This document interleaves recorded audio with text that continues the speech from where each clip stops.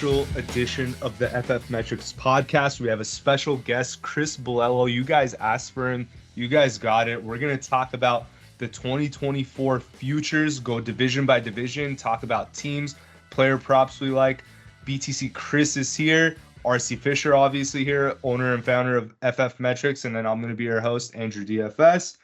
We're going to go and start off, since Chris is our special guest. He's based out of Boston. We got to start in the AFC East. I think that's only fair. So what I'm going to do is I'm going to list out the odds for each team to win the AFC East, count to 3, and we're all going to reveal who we think is going to win the division, who we would bet on. So let's go team by team here. Who we would bet on. We might think somebody else is likely to win the division, but the odds may be so juicy. We're going another route to hope to get the payoff. And we'll make that distinction too if that situation arises where we're not so comfortable with the team straight up, but maybe the odds are too juicy that we can't pass up. So let's go AFC East, New York Jets, and we're using the DraftKings odds. New York Jets are the favorites here, plus 165. Buffalo Bills, plus 195. Dolphins, plus 205. So all three teams are pretty tight. Then you have the Patriots here at plus 2,500. Chris RC, at the count of 3, give me the team that you would bet on. 1, 2, 3, New York. Jets. All right, so we're all 3 Jets. Chris, the floor is yours. We'll start with you taking the floor. Tell us why you picked the Jets. Talk about win totals you like. Any player props in this division. The floor is yours. Yeah, and I think we're going to do a gentleman's bet, right, on the odds for each team we pick in a division. So far, it's a tie with everybody on the Jets. We're all winners. Exactly. Well, when Rodgers went down last year, I thought the Jets, to me, and I said this over the summer when we were doing the mock season, I have the feeling with this team that they rise up, have a 10-plus win season, and then go back to irrelevance where they belong, some might say, or they're at least where they usually are.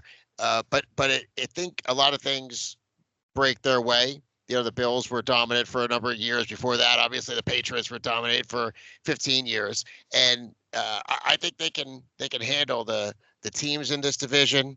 I like their schedule, and so with Rodgers there and a tremendous defense, I look and say they seem poised. They're 1 win better than the Bills in season wins. So I feel like if you're taking the Bills at the division odds, if they're priced 1 win lower than the Jets, so you're not really getting paid for that difference in 1 whole win and an easier schedule. And I got to say, week 1, the bet is kind of spoiled for the contests because the market caught up with it. But while your audience, which I appreciate, was asking for me, hopefully they were asking nicer than the Bet the Close audience who were, I don't know, I wouldn't say accosting me when I saw them in person, some people, but they certainly were like, where's the podcast? And what is unfortunate is the Jets at the 49ers week 1 opened 5. That was the first number I saw in the summer, 5. It was the first thing I bet was Jets at San Francisco. And then the line went up. It went to 5.5, went to 6.5, which nobody remembers. But I was like, did I imagine that? But it was FanDuel, actually. I have it plus 6.5, minus 120. And then if it was all the news with San Francisco that drove it down, today I saw it as low as 3.5. That's what I was saying during the summer. That's where I was saying the line should be on that game. I believed that it should be San Francisco by 3.5. I didn't think the Jets were getting enough respect in that game. And when you look at them being a 10 win total team, I kind of feel like you're getting a free roll week 1. I think they have a great chance to beat San Francisco because it's the Super Bowl loser. It's the least important game San Francisco has played in their last 3 or 4 games. And for the Jets, it just feels like they're not not at the same location, but they're back on Monday Night Football where Rodgers got hurt. I feel like the Jets are playing a lot more important game than the 49ers are. And then add in all the stuff with the 49ers that's happened over the last several weeks.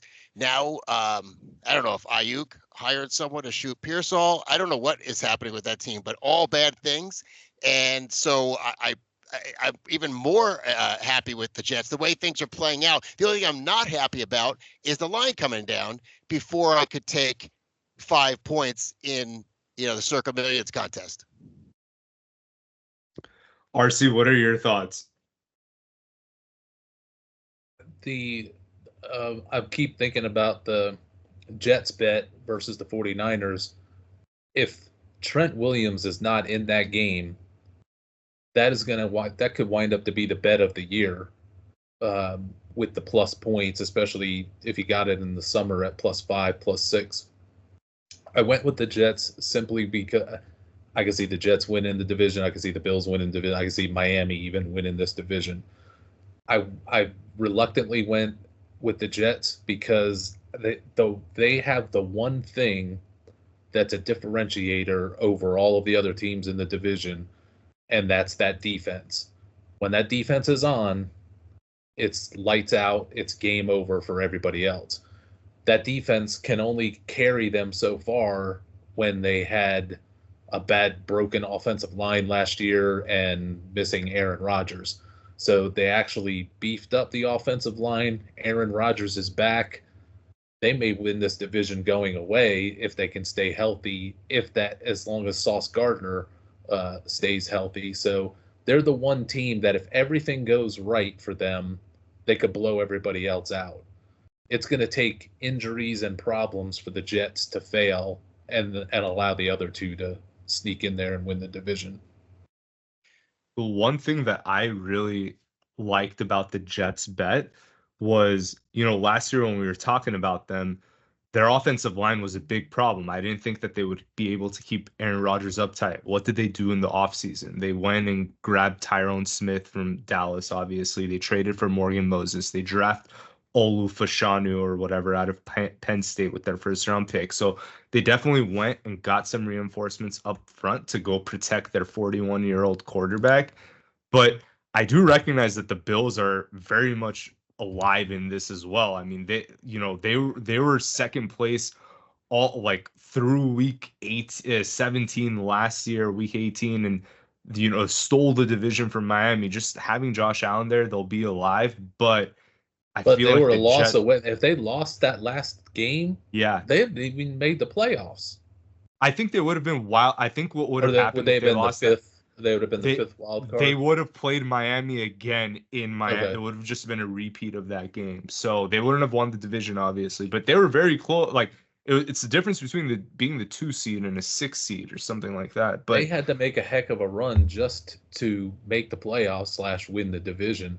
And I don't know that this is a better team, not just because of Stephon Diggs. I actually think that helps them, but there's a lot of other little things going against them that I just don't think they're that team. But as long as they have Josh Allen, they got a shot. Well, over the course of a season, the Bills can come together. But Milano's already out.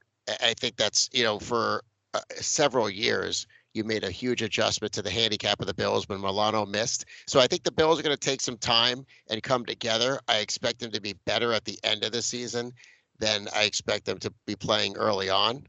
And Miami, I feel like they will get a short-term boost on defense just because teams, this is something I've recently been thinking about, are teams that get their coach run out of town and they basically stopped trying for Fangio. He was too hard on them. And so I think they're going to play well early in the season and then they might be okay on defense. I just can't trust Miami after the way they were so good for half a season and then fell apart late. And I love McDaniel as a coach, but he wasn't able to stop the everything from spiraling downhill at the end of the season where they would just beat up on bad teams and lose to good teams.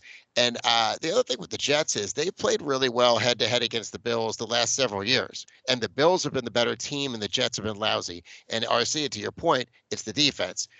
I look at I was at one of the Bills-Jets games. I was miserable to be there because you can't get your Sunday ticket if you're in an NFL stadium.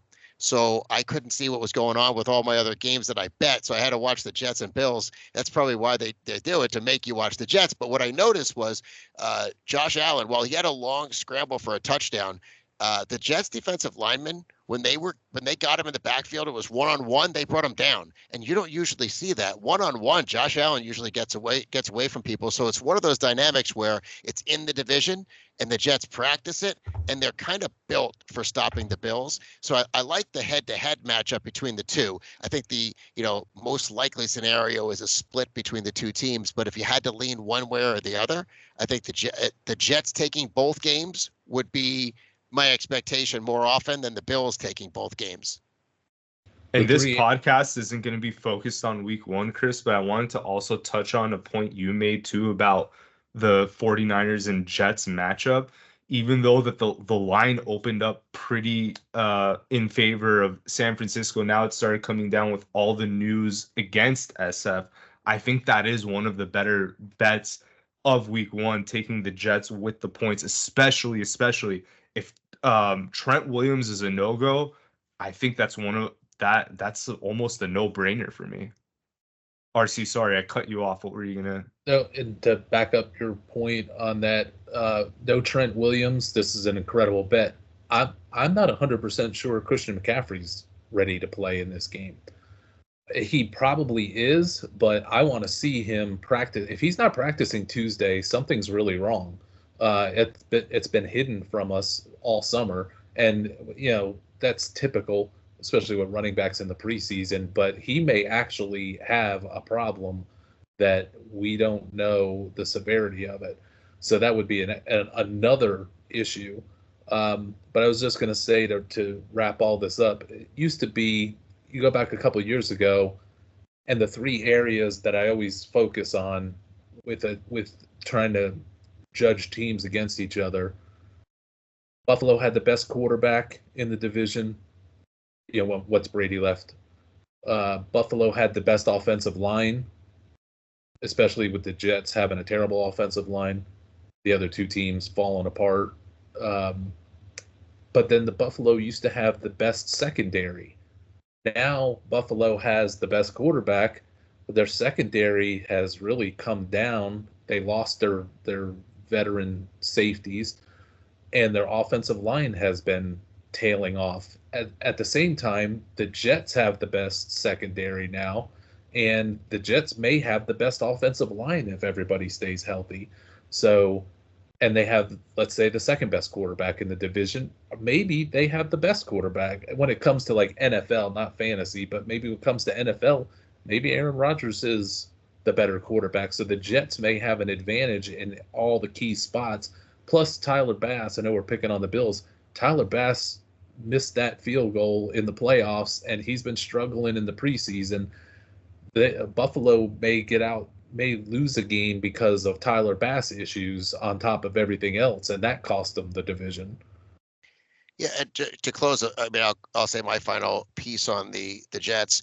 When you talk about Rodgers' best quarterback or second best quarterback, I think really what fuels the Jets is they're going to be able to run the ball with that revamped offensive line. So there might be some games you don't even need Rodgers to really be great, and then when you do need him to be great, he might be. So you kind of have multiple ways to win.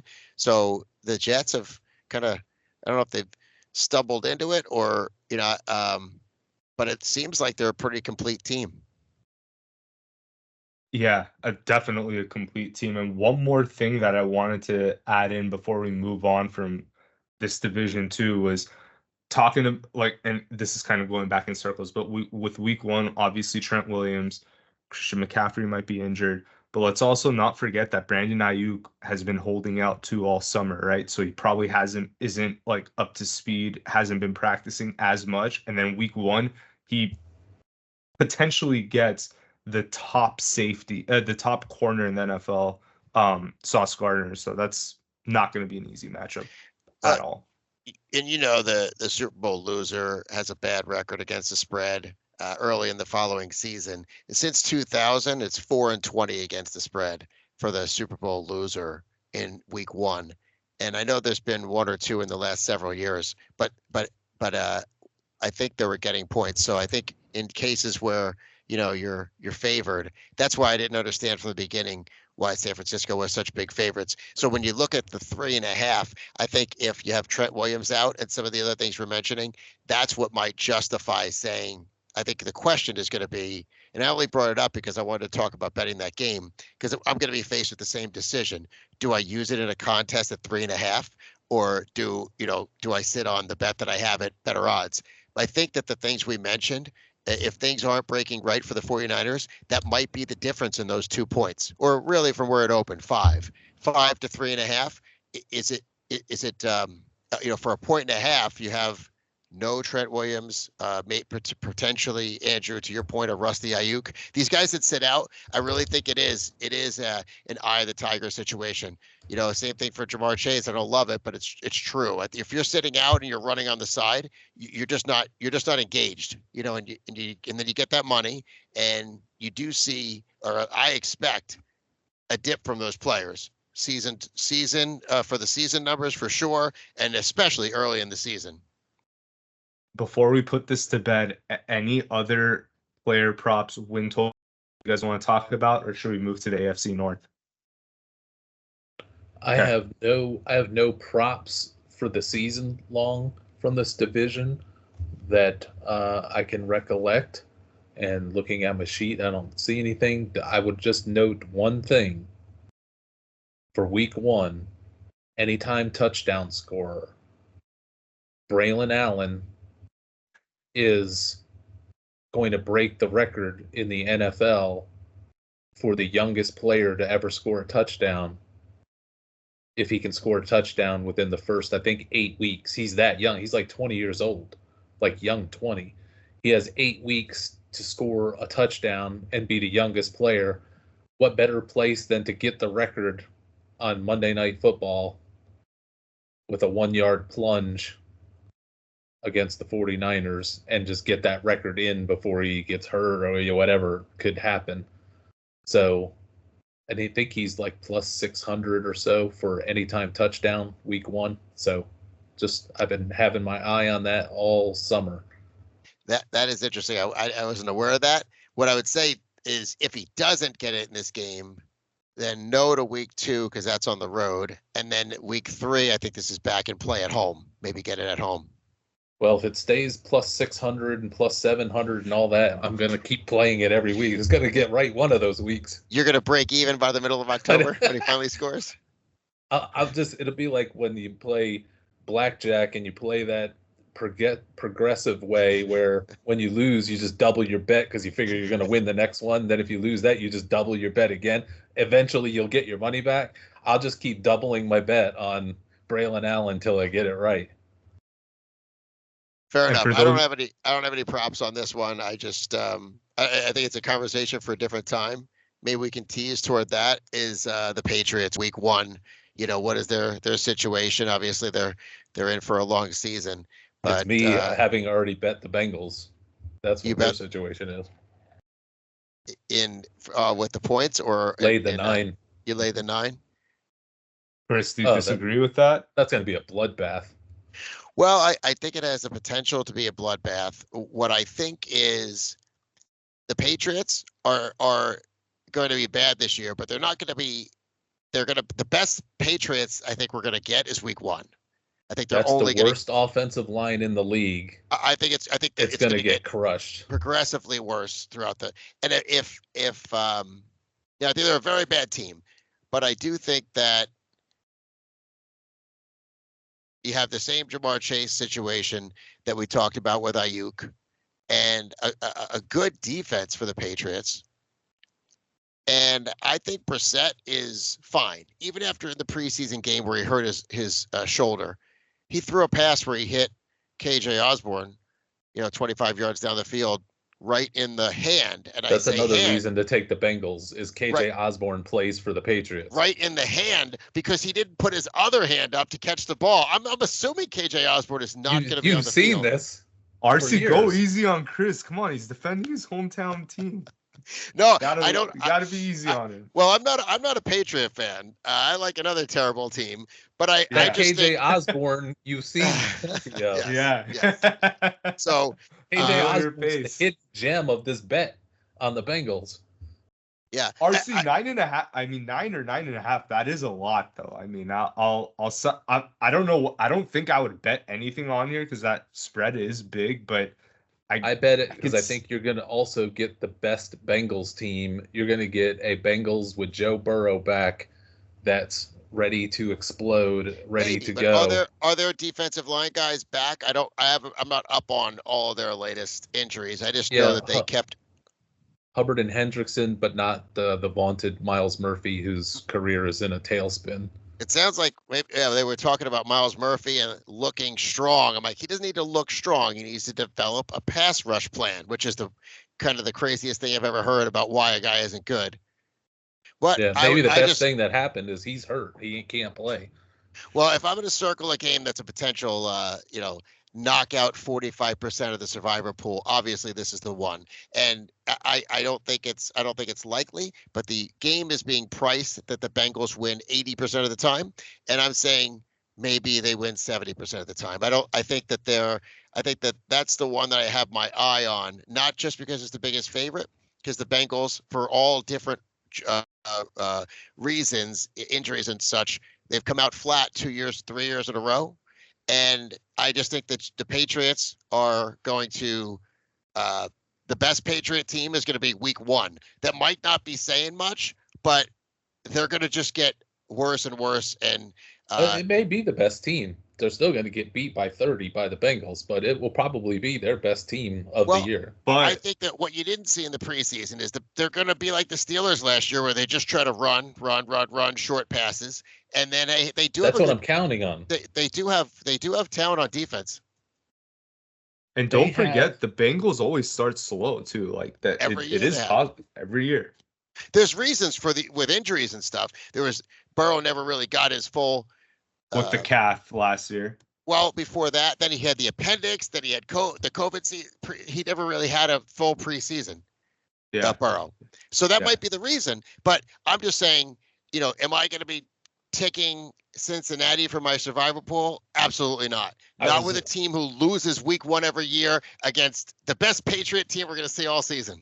I was going to drop a nuclear bomb on you because I was like, okay, when Burrow was hurt and left for the season year 1, I'll bet they came back week 1 the next year and really put it on. Like there was a fired up Bengals team. I just looked. That was the game that they were big favorites against the Steelers, and he threw like 4 interceptions and they lost in overtime to the Steelers. So now you're making me question my decision. Well, they might win. I just don't know if it's by 9.5. I mean, we're gonna make me feel bad. Well, it's a good segue, because we're gonna get to their oh, by the way, on RC's sportsbook, DraftKings, this game is down to 8.5. So while I was hearing people talk about this thing's going to 10, it's going to 10.5, it's going the other way. There's some people not willing to pay that price with the week 1 Bengals. However, I thought Drake May was going to start. That's why the line was going up. But now that Drake May's not starting, the reality is the Patriots' hope has raised. And I think that's if that would have been right? Drake May, that I was kind of counting on when I made the bet. When he said that Drake May had the best preseason, I thought this moron's going to start Drake May, and this is going to be a 30-point blowout. If it was Drake May, I would be taking Cincinnati and Survivor. So we're going to Cincinnati next. That's where we're going, at least their division. Let's go to, I mean, this is a great segue to the AFC North, guys. And, the AFC North last year almost broke 100-year-old record. Every single team last year, even with Burrow's injury, even how incompetent that the Steelers looked, they all finished with a winning record last year.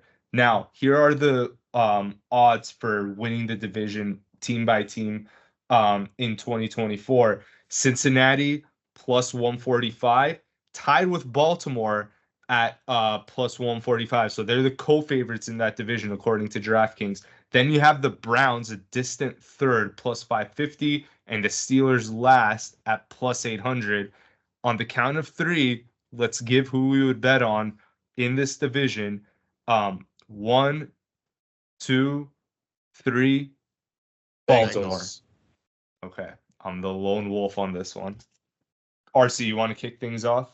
I would just simply say that I think the Ravens are probably a better team, all things being equal, but there's a schedule advantage to Cincinnati, which is why I give the ever so slight nod to them. But I could definitely see it being the Ravens. I would have loved for this maybe a month or so ago. I would have said this was the Browns for the odds, that the Browns are just as good as those two other teams or in their range. But I think, as I stated before, chaos is coming on Deshaun Watson. I can't reveal yet what that is, but you'll know it when you see it. And if they get forced into Jameis Winston or Dorian Thompson-Robinson, they're in trouble. So I'm backing off of them because I don't know that Deshaun Watson's even going to start week 1. You're on mute. Sorry. Chris, what are you feeling about Cincinnati? And then I'll close with Baltimore. Well, I think that, even if they struggle with the Patriots week 1, they are my pick to win this division. And if they don't manage to win the division and they're a wild card, then they're definitely my pick from the AFC to go to the Super Bowl, because the Super Bowl's in New Orleans, and I think that the script of I think it's kind of the holdout for Chase being what it was. He kind of almost had to do that. He was scheduled to make $1 million this year, and he's so much better than that. But it did derail my idea of Chase and Burrow, or trying to get back to New Orleans, and win a Super Bowl there. But I think they'll get on track and do it. I like some of the moves they made on defense. They were so poor at safety last year. They just kind of it really just crippled the Amarillo defense. So I'm banking on that getting better and it being a little more reliable. Obviously, losing Burrow for the year, going into this year, makes you feel good if Burrow misses a game or two, that they have a competent backup quarterbacks when you're talking about season long. And I guess I don't have too much of a problem with Baltimore as a team, but in general, throughout the whole league, when I'm listening to previews, I feel like a lot of the handicapping is being done based on the skill positions, and not enough focus is being paid to the offensive line. And the Ravens had a lot of turnover on the offensive line, and I think that matters. It matters early in the season.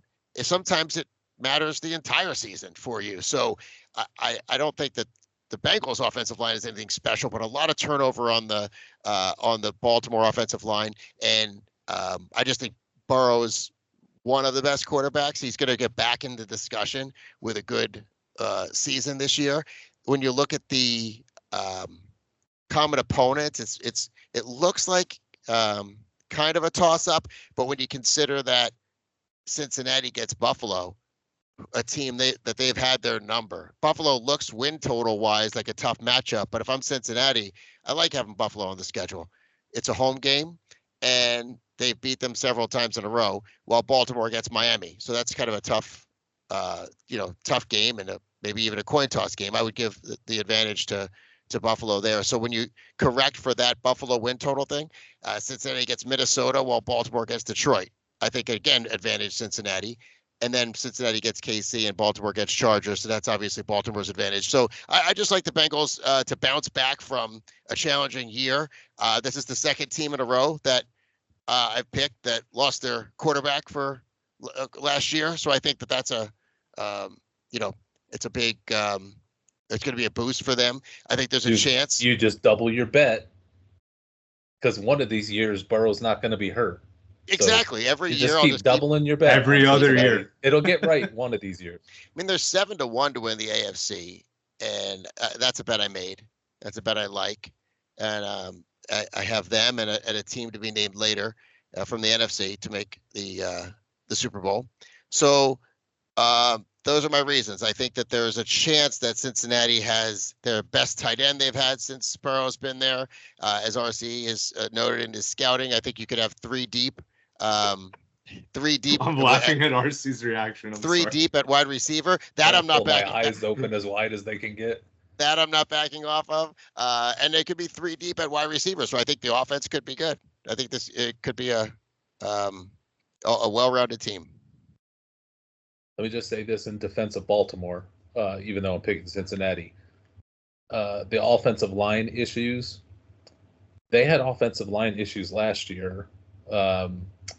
Who's their big offensive lineman? Stanley. I'm forgetting his name. Their key offensive lineman who was hurt last year. Ronnie Stanley was hurt last year. They had injuries on the offensive line, just like all teams do. And that was a team that won that division, should have beat Kansas City, should have really went to the Super Bowl. With a bunch of injuries in their secondary and injuries on the offensive line. So Baltimore always seems to find a way to pull that team together, overcome whatever the deficiencies that we think that they have on paper. Like, they've been losing offensive linemen for the last 3 years, and they still have turned out to be, when Lamar Jackson's playing, probably them and Cincinnati are probably the best in-season, regular season teams when their starting quarterbacks are actually healthy and playing. So you throw them Derrick Henry on top of everything else. Baltimore's dangerous. I just think the schedule gives Cincinnati that nudge. But I say all that about the Baltimore offensive line because we're heavy on Derrick Henry for fantasy because of the switch to Baltimore. But I'm also going to say that's my prop bet from this division. I bet it early and bet it often that Derrick Henry would have over 1,000 yards and that he would score over, I think the line was 9.5 or 10.5 touchdowns. If he stays healthy, which you could say that about every player, if he stays healthy, he'll demolish those numbers. And his numbers are really repressed last year because the Tennessee offensive line was fielding third and fourth stringers. Now he's playing. It was bad to begin with, and then it just got progressively worse. And it was Ryan Tannehill, and it was Mike Vrabel. You don't have any of those issues over on the Baltimore side. So Gus Edwards scored double-digit touchdowns with a somewhat broken offensive line last year. So I think Derrick Henry for a run game is like Tom Brady, getting Tom Brady for your passing game. When the Bucks got him, all of a sudden the Bucks were amazing. Derrick Henry just makes offensive lines good. And he's playing with a mobile QB, which matters. That opens up running lanes for Henry. And not only is Lamar a mobile QB, he's the best QB that Henry's probably played with in his entire career. I don't think that's really arguable. But really, guys, I think the one counter argument to Baltimore, to not picking Baltimore or whatever, is the fact that their DC went. Mike McDonald, who's kind of regarded as like this boy genius on defense. Now he's in Seattle, so I'm curious to see how their defense is going to hold up without him. I still think they have the talent there. They have a really good secondary. They have pieces in that secondary. They'll be good there. I feel like their offensive line will be good. So they have an advantage. I feel like their secondary is better than Cincinnati. Their offensive line is definitely better than Cincinnati. Cincinnati definitely has the edge on QB when you're comparing these two teams. But now Baltimore has Henry, who can help them close games out. And, Gus would help them do what they want to do. This is not something new for them. This is like they want to be a run-heavy team. They have been. It's been successful with Lamar. Now they get the ultimate running back in the league, the best running back in the league. it's not like they wouldn't run with Gus, guys. That's not what I'm trying to say. Like they were always a run first team, but Henry commands a certain level of play calling and tilting the game plan towards him that maybe now, like Monken in that KC game, had he had Henry, maybe would have thought, hey, let's run Henry. Edwards doesn't command that kind of respect that like we need to design a game plan around him. So I think that first of all, that game, going back to that championship game, that was Baltimore's games to lose. I mean, you talk about that fumble in the goal line with Zay Flowers. You talk about Baltimore getting away from the run. Couple of like lucky plays with KC too. Like Baltimore should have won that game, and they're gonna keep that in. That's kind of gonna fuel them. I feel like they're gonna kind of be like the San Francisco team of last year, where they're just sort of like bad, like having a chip on their shoulder, saying like we should have been there. This is kind of bullshit. We should have went all the way. I don't know that they're gonna go all the way. They might not. Chris might be absolutely right with his Super Bowl bet. Bengals might go to the Super Bowl, but I think that Baltimore's kind of going to be locked, especially from week one. I think they're going to beat Kansas City. That's an early week one pick from me. But I just really like them having Henry for them to sort of concentrate more just subconsciously on the run, on the running game. Baltimore could be that team. I think that none of their other playoff losses have motivated them to do anything the next year except have a great regular season and then do it again, especially if they're a hugely run-heavy team. But you bring up a good point about McDonald, because that's what I was going to say as a counter to our, I guess, RC and I with Baltimore is not only have they been a great defense, but they have given Joe Burrow fits. I mean, he throws for 200 yards against the Baltimore defense. And even if the offense of the Bengals is humming, the last 3 or 4 times, 2 or 3 times that Burrow has played against the Ravens, it's been ugly. He's been terrible. So head to head, it needs to be an advantage for Cincinnati with McDonald gone, that or else the Bengals aren't getting there, because if the defensive scheme without McDonald is still treating Burrow the way they have the last couple of times they played, Baltimore's going to beat them twice, and the Baltimore's going to win this division. Yeah, definitely agreed. And the game that Burrow went out for the season was against Baltimore. So Baltimore is the one that kind of knocked them out last year. Before we move on to the AFC South, Chris, RC, any closing thoughts on the AFC North? Any other win totals, player props that you guys want to mention? Okay. No player props. I have Cincinnati to win the AFC. I bet a bunch of Deshaun Watson unders on yards and touchdowns. Yep. Okay. I'm putting my money where my source's mouth is.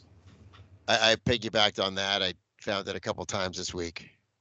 I mean, he may not hit those numbers if he plays all the games, but I'm betting that strictly on what I think is inside info. RC, are you going alternative, like doing something ridiculous, like less than 2,000 pass yards, less than 1,000 pass yards on other markets? I didn't see where I could do that. So I would definitely consider it. I'd have to see the odds, but yeah. I know you can't disclose the exact nature of what's going on with the source or whatever, but is there some inkling that if this does come to fruition, whatever it is with Watson, it'll happen by week 4, 8? No clue. Okay. I need him to play a game to lock those bets in. Yeah, I don't think my JJ McCarthy unders are going to pay out. But I wonder, when are they going to release that money back to me? I noticed that today. They got mine held up. I was going through bets to make sure I didn't miss anything for the show, and I thought, oh, JJ McCarthy under. I bet they're going to wait till the season ends to give me that money back. Yeah.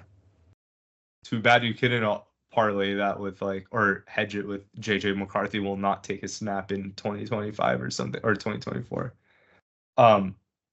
Okay.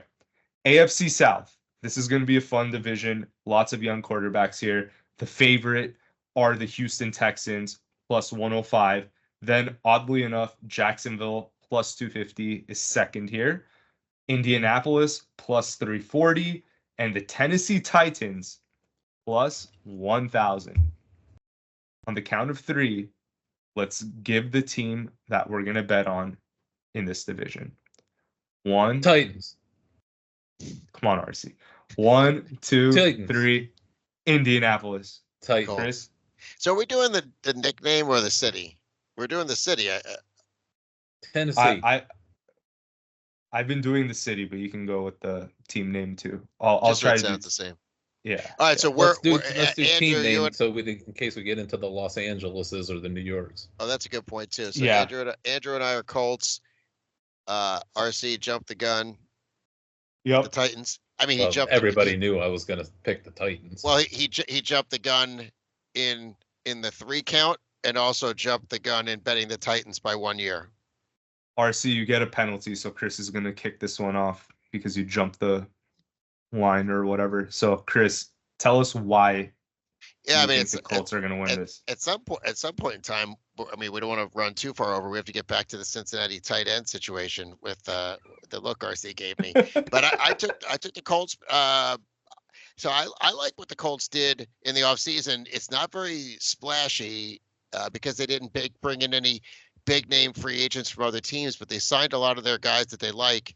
I love Steichen, what he did last year without Richardson. Now, I think, I mean, there's so much variability here with Richardson. I mean, I think that obviously everyone would agree that the most likely division winner is Houston. But I think that what makes this so attractive is Jacksonville being slotted second. And I think I only have win totals on 3 or 4 teams. One of those win totals is Jacksonville under 8.5. So it's Jacksonville getting slotted second in the odds. If Indianapolis was like the other teams we talked about and they were plus 150, I would just take Houston because I think they're the more likely team. But I do think that it is a scenario last year where we know that Indianapolis almost won the division. They were a drop pass from, basically winning the division. So then they would have had the playoff games and success, and then all the praise would be heaped on Steichen, and these odds might be different. So if Richardson, I'm assuming Richardson comes back and plays well, even though the Bengals had some terrible things to say after their joint practices. But I think you got a good running game, good defense, and which is, I think good passing game, good defense when you talk about Houston. But you do have, I think, a schedule advantage for Indianapolis as well. So when you're talking about, a season-long bet, my expectation is that Indy and Houston split their 2 games, and then you're taking a team with an easier schedule, and a better payout. RC, what are you seeing with Tennessee? Well, if odds were involved and we had to pick one of these teams to win the division for $1 million, if you got it right, nothing if you got it wrong, I would probably go with the Colts. But at plus 1,000, I think the Titans and Houston and Colts will be tightly grouped together down the stretch. And I think the Titans in my models are close enough to winning this division that the plus 1,000 odds, I'm willing to take the plus 1,000 shot. Their quarterback, to me, is going to be just as good as the other team's quarterbacks. The offensive line is not great. It is better, but it's not great, but neither is Houston's. It's the advantage to the Colts there. I love the transformation that they made on defense. I first loved the Houston transformation, but now that I've seen their 53-man roster and seen some of it in action in the preseason, I'm getting a little cool on the Houston offensive line is still not good, and the defense isn't as good as I thought it was going to be on paper, where the Titans more overperformed in the preseason, caught my attention that, okay, they got the guys they got, the way that they're rolling. I see it. I didn't see it with Houston. So I think the Colts is probably the smart bet, but I think Tennessee is going to be step for step with those other I think this is going to be a 3-team race that any one of them could win depending on an injury or a fluke, something happening, it's going to be these three teams. I had a similar reasoning, RC, for going Colts over Houston, that you have Colts versus Titans. And I feel like the Texans and the Colts odds are closer to 50-50 in the way that it's priced. You have the Texans at plus 105 and the Colts at plus 340. We're talking about a team last year that was literally one game away from winning the division without their starting QB. Now you have him back, and this guy might be even more polarizing than what CJ Stroud was. Had AR played the full season, maybe he might have been the rookie of the year. It's a plausible scenario. Then you go ahead in this draft and you get Laiatu Latu, who I think is the best defensive player coming out in this draft class. So they add him on defense. So I don't get the discrepancy between the Texans and the Colts. Obviously, the Texans had they made some big name moves in free agency with Stephon Diggs, who could easily make them take a step back. They went and got the defensive end from Minnesota, Danielle Hunter. Obviously, that's a big piece that'll help them out on the defensive line. I'm not going to try to dispute that, but I do recognize that Tennessee is in this too. But I think I like the Colts odds where they're at with the plus 340. I feel like that's a pretty good value there, but I like the Tennessee bet at plus 1,000 as well. Obviously, Will Levis last year didn't have an offensive line to work with, and I know that maybe the pieces there aren't obvious. They're not going to be at the top of the league, but keep in mind, Bill Callahan, Brian Callahan's dad, is coaching that offensive line. This is the architect of the offensive line of the Jets from the late 2000s. This is the guy that went and built the Dallas offensive line in the early 2010s when we're talking about Tyrone Smith and all these guys, Zach Martin being drafted. Bill Callahan was in the room. He was providing his input. He was coaching these guys to all-pro seasons. Then he goes to Cleveland at the end of the 2010s, 2020s, and they obviously have a crazy offensive line. Wherever this guy goes, they have a good offensive line follow. So it might not be in year one, but in year two, it might be there. With all that being said, I think that the Titans are going to shock people. A lot of people have this team at the bottom of the division, and I really think that it's more likely to be Jacksonville than Tennessee finishing last year. So let me flip this back to you guys. What about player props? What are we seeing here? Anything else besides win totals, other bets that you guys would want to make in the AFC South? Well, let me say about as far as the coaching, I agree with it on the offense, but also on the defense, their new DC. I don't know the names of the guys, so I apologize, but their new DC was the defensive backs coach in Baltimore. And then I was also listening to a show where they were talking about the defensive line coach that the Titans or the Indianapolis Colts were able to bring in is a guy from college who NFL teams have been trying to recruit to the pros for 5 or 6 years. Excellent defensive line coach. So that Latu, in addition to the talent that they've been building, I really feel like the Colts could be a surprise defense with really a fierce pass rush. So I like that. And I was saying earlier, that there's no big free agents to get everybody's attention. Really, everybody's talking about Richardson coming back. Obviously, I like their draft, but they kept their guys. And so I think that there's I'm sorry. I got a little mixed up there. It's Tennessee that brought in Tennessee brought in Indianapolis's defensive backs coach.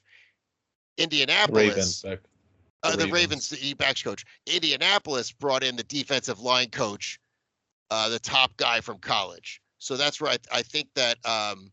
So I like both of those cases. When I think about Tennessee, though, the beginning of their schedule is kind of tough. So I feel like it's just one hit after another in the early part of the schedule, which is why I don't really love them for over-season wins, but I do love them. I love them week one getting points at Chicago.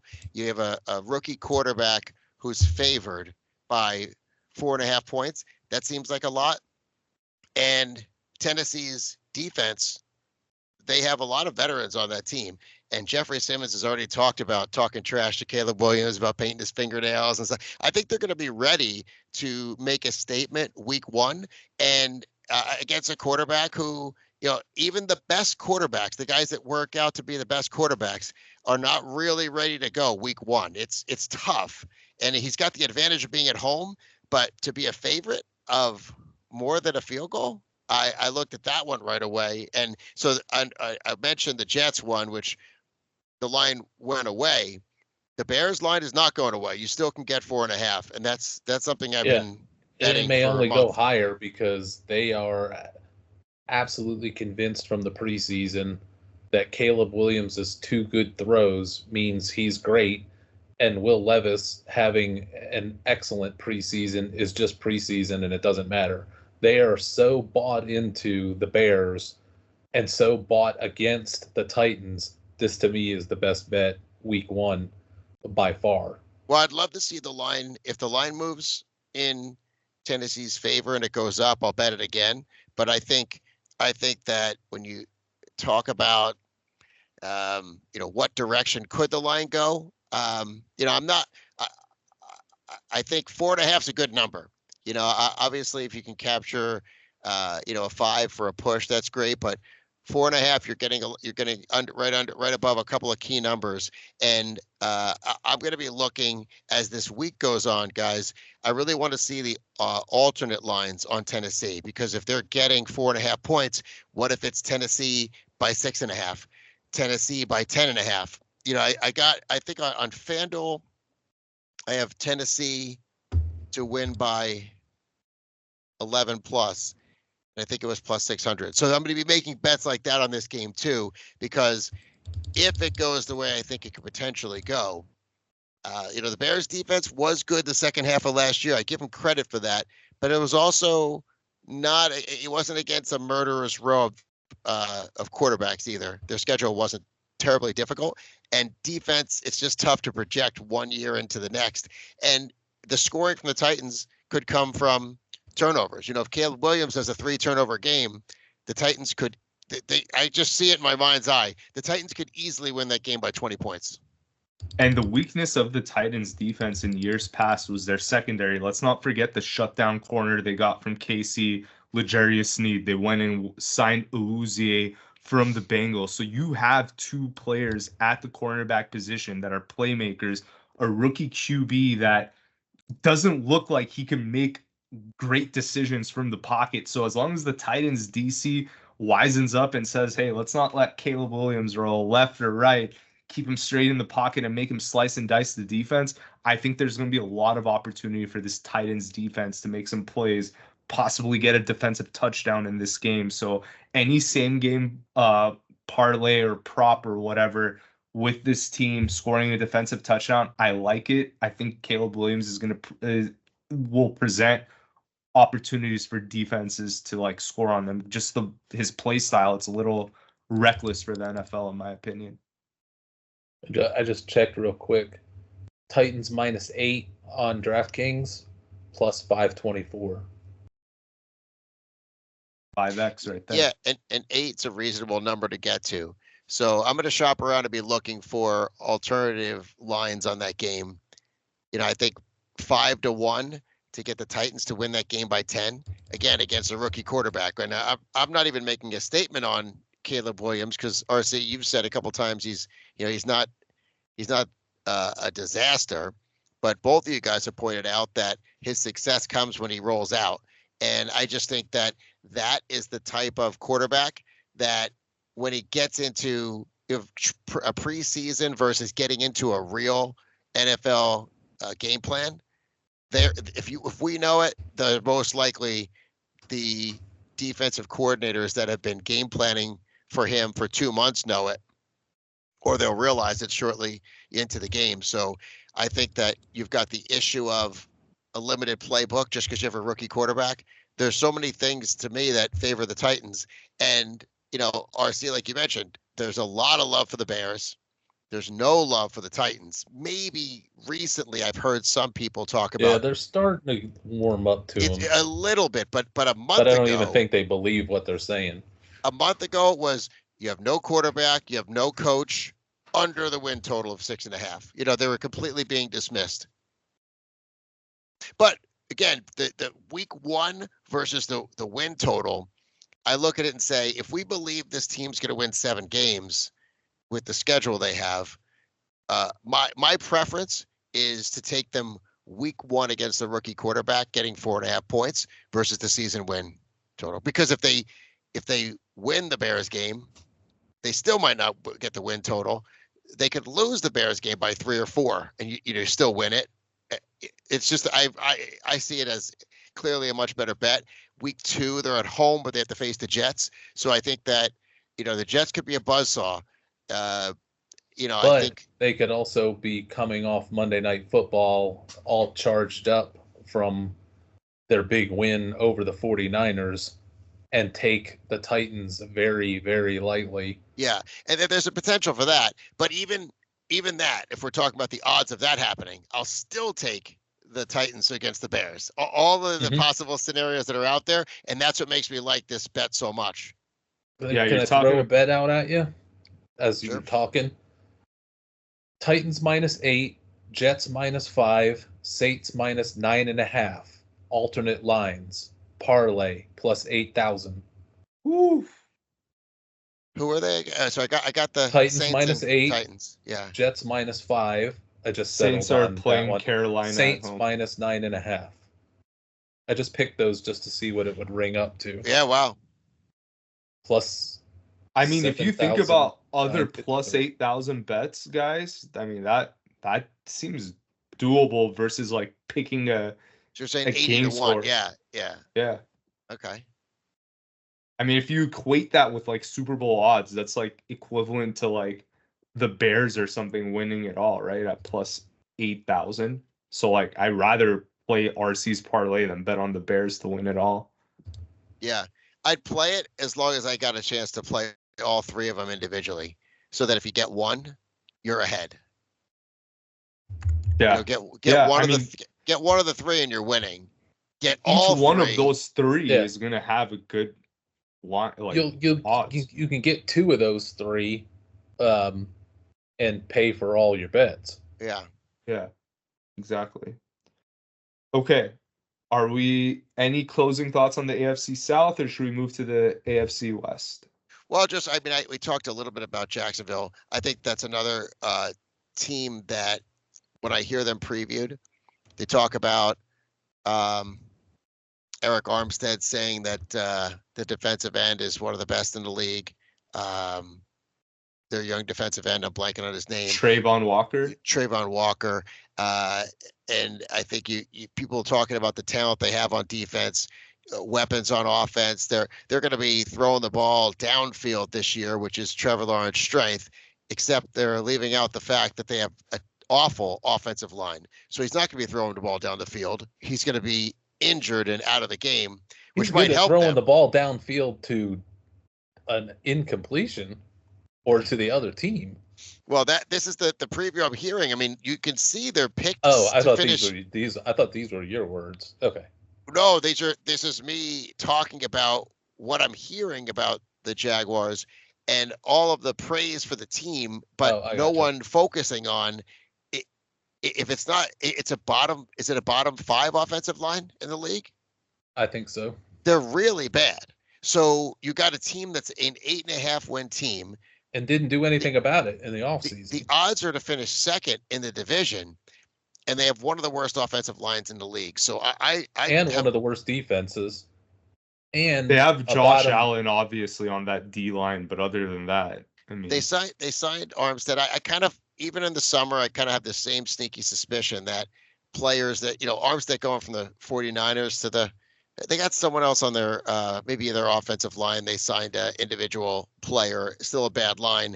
I kind of feel like this is a place where you take one of your last paychecks and go to Jacksonville. And if things start going south, I can see a scenario where it goes south in a hurry. So you're asking them to be, to win 9 games, and they just don't look like a good team to me. But they're getting support in the market, as you saw. They're second. There's some places where the week 1 line which has been 3.5 for the whole summer since lines came out. It ticked down to 3. Not everywhere, but a couple places it went to 3, which I was really surprised. People took the 3.5 with Jacksonville. I could see taking the hook. I mean, I'm not super excited to back Miami as a favorite, but I was just surprised. I thought it's been 3.5 so long, I thought it would stay there. That's interesting. I'm more curious about how the heck this Jacksonville GM, after ruining the 49ers, Trent Baalke, still has a job with Jacksonville too. I mean, he's just because the Jacksonville organization, upper management and ownership is arguably the worst in the league. Yeah. So they got the GM they deserve. I missed Chris's intro. I didn't focus in on it, that what he was talking about Jacksonville was what other people were saying, because I was too busy quickly betting that parlay at plus 8,000, put $25 on it, but then I individually bet on all of the games too at the alternative line. So should I see on DraftKings, or I see if I try to put it in, is it going to say 25 is too much? Why don't you have $1.75? Yeah, I mean, I got to take advantage of all of this while I can before they shut me down next year. Yeah. But see if you, what do you guys think about this bet that I placed? I bet every configuration there is available with Jacksonville finishing last in that division. What are the odds for each? You can bet the exact you can bet the exact finish, and I bet every possible combination but Jacksonville always the fourth in last place. The odds on those predicted order of finishes, because everybody thinks the Titans are going to be in last, everybody thinks Jacksonville's going to be probably second or fighting for the top in that division. I staggered it with the odds that all of the bets that whichever one of them won, if one of them wins, pays for all of the other bets plus a profit. I think it was, some of them were, I think, plus 4,000. Like when you get the Titans up winning, or the Titans, yeah. If you get the Titans 1-2, you're talking plus 4,000, plus 6,000, if I remember correctly. If you have the Colts winning, that changes it. Maybe the instead of speculating about it, let me pull it up. And when you're talking about that, RC, since you're freezing the Jacksonville Jaguars to finish at 4, you're talking about 6 different bets, I think, when you talk about three teams in that permutation. So I could see that finishing as if one of those 6 hits, you'll definitely profit. That was the scheme, was to because it was worth it all. Where the heck is the RC? While you pull that up, you're right. The tee up is the worst. I'm trying to find stuff, but yeah. Should we tee up the AFC West? Anything else on AFC South? I bet all of the Levis overs just a little bit. I early on I took the Levis over touchdown passes, and that numbers continued to rise up. And then the other obvious one that we were betting after the draft, you're getting not as good of a number, but Latu for defensive rookie of the year. Oh yeah. I bet that's been right after the draft, it was 750 for a second. It was 850, and now it's down to 4. But what are you getting for that?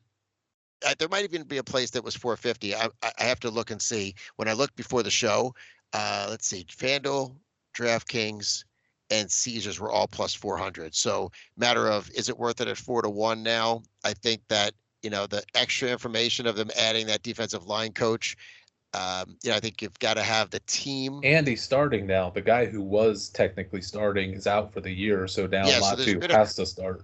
Yeah, he's in the lineup. You saw him in the preseason and liked him. So it's just a matter of, obviously there's more time that's gone by and we've got more information. 4-1, I can say, I think he will have a good week 1. If he doesn't, and the odds change, then I would take him at a higher price. If I saw him 5 or higher, but 4-1 for the favorite, I think that's probably worth a bet, but not going crazy over. I was hitting it in the summer when it was 750. I think that's worth going crazy over. I'm digressing a little bit on this, but I heard a weird statement on Latu on Michael Lombardi's podcast where apparently because he lines up in like a left-handed stance or whatever, or his right foot's not forward, he was criticizing Latu of not like releasing from the line early, but it felt like in the preseason RC, this guy was like hounding the backfield. He was like killing he's whoever also was lining up facing against. Terrible, backup offensive linemen. But I'm sure they'll figure that. I mean, somehow he always gets to the quarterback. Whichever foot he decides to use, he seems to get to the quarterback like a magician. Yeah. I guess we want to go to the next division, but the one thing that I failed to point out when you look at the strength of schedule I like looking at the non-common games. Everybody in the division is going to play one AFC division, one NFC division, and then they're going to play 3 games that are not common to the division opponents that they have. When you average the wins for the 3 non-common opponents, nobody plays a harder schedule than the Jaguars in the entire league. They are at Buffalo, KC, and San Fran. That's who the Jaguars have. I like it.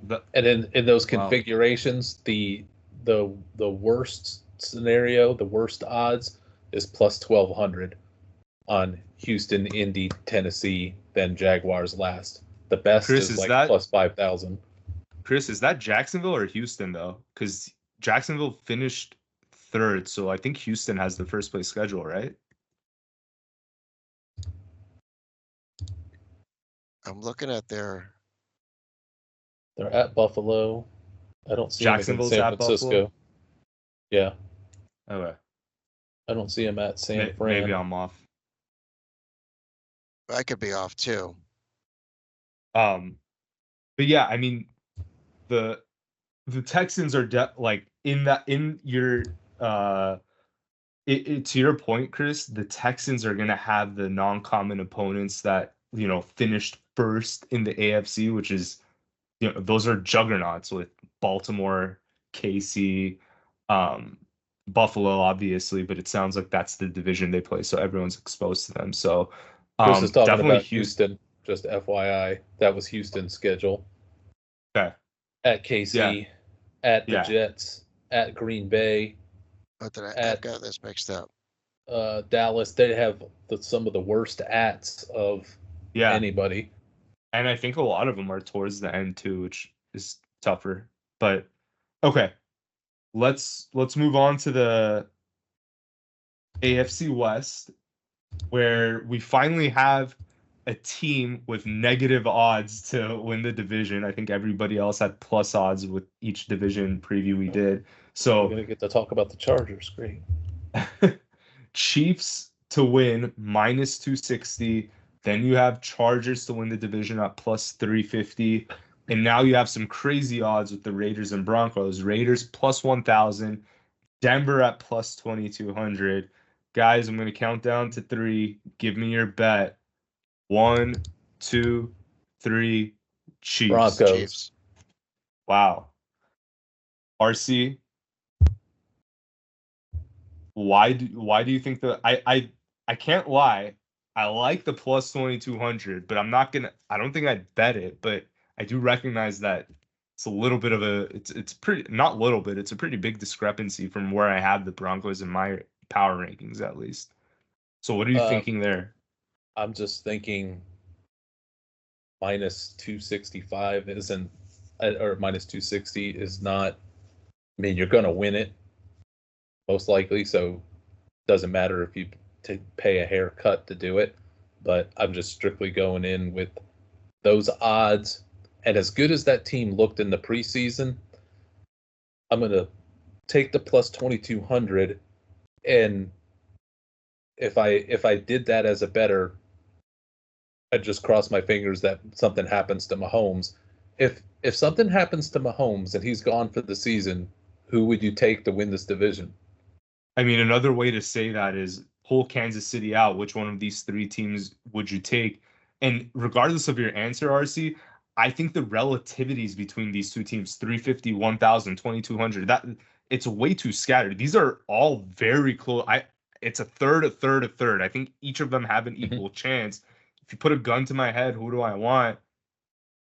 Probably lean Chargers because of Herbert, but I mean at plus 2,200, I take the odds with Knicks and Peyton. That's what I'm thinking, is that maybe I get a Mahomes help that he's out. I think Denver's going to hang. I think Kansas City is going to get out of the gate. I think they're going to lose to Baltimore. Then they're going to get clobbered by Cincinnati. Their season could be a little shaky right off the jump. And then they play the Falcons week 3, RC. We're coming for them. I don't. That's a wrong time to play them. I don't think Kansas City's going to have a great record this year. I'm sure they're going to win the division, all things being equal. But Denver with an easier schedule. Denver looked good to me, both sides of the ball. If they can just hang in there and catch a Mahomes ankle sprain or something worse that keeps him out for multiple games, or for the if he has the Aaron Rodgers moment in week 1, those odds are going to change fast. And just looking at the odds, I don't see a big difference between Denver and the Chargers. But then the odds are so much different, so I'm just going to throw it in with Denver and see if I can get the Hail Mary. Chris, what are you thinking here? Obviously, you went Chiefs, as did I. Yeah. Well, I think that the division is terrible. As far as RC's long shot, I feel like the Broncos, it's the opposite of what I was saying with the Jaguars. Everyone's looking at the Broncos and saying, is this defense really that good? What are the weapons? Rookie quarterback. But what they have is an awesome offensive line. This could wind up being one of the top offenses. So they've done it the right way, building the offensive line. So I think if you have a team with a good line who's going to run the ball, then they can steal some games. And if then it gives Nick's a chance to ease into being the starting quarterback, because it's not going to be an easy transition. So I could see the Hail Mary, the long shot, but I just thought, for the purposes of this contest, the Chiefs' odds of winning the division are probably 80%. If you play the season out 5 times, 4 out of the 5 times the Chiefs are going to win the division, and they're not being priced as 80%, right? What were they, Andrew? What was the odds on DraftKings? Minus 260.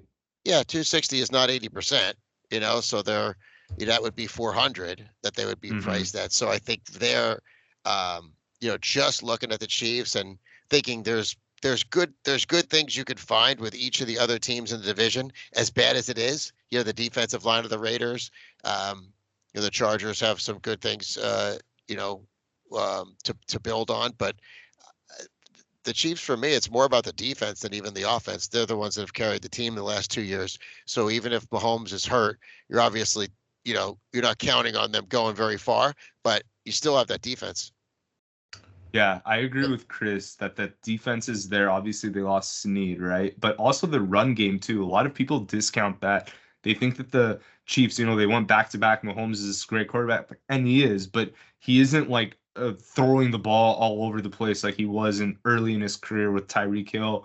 Kelsey's obviously older, aging, whatever. This team's really about running the ball. It's like the complete opposite of what you would think of Andy Reid's like identity. This guy is like a coach that loves to pass the ball, always like pass first guy, but really they leaned into Pacheco towards the end. They played great defense, and I don't see them pulling away from that early on. I think they're going to keep doing what they did to get to the Super Bowl. I just don't think that the other 3 teams here with Mahomes healthy can hang with the Chiefs. And you can do a lot worse than betting 260 to win 100. I mean, that's a 38% return on your money. So, CDs pay 5%. This is a pretty sure bet here. Chris has it at 80%.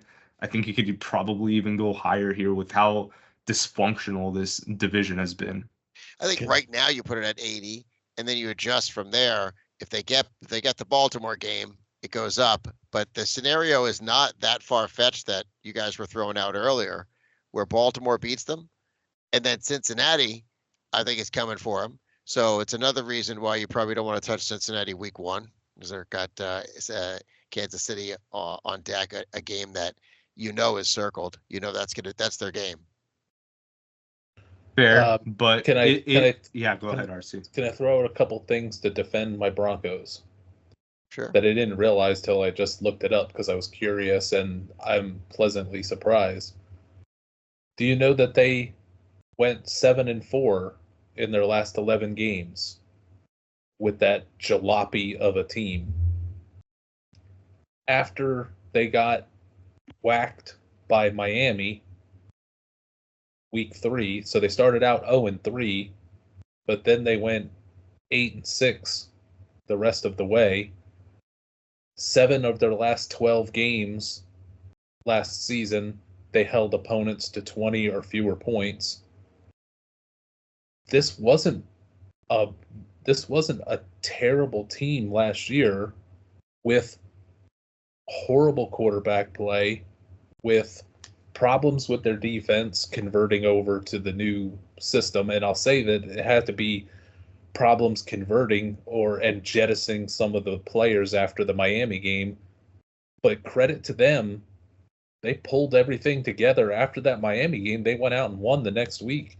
They finished with a winning record despite Russell Wilson, despite turning over the roster really hard after that Miami embarrassment. Now they got a better quarterback, albeit a rookie. Now they have a better defense. I like what they're doing on defense. This is a sneaky good team that definitely has to catch a break from Kansas City for sure to win it. I'm not saying that they're going to straight up take down Kansas City, but this is a sneaky good team.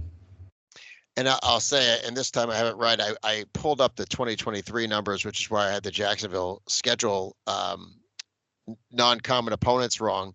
But that is not so I agree with all the stuff with Denver.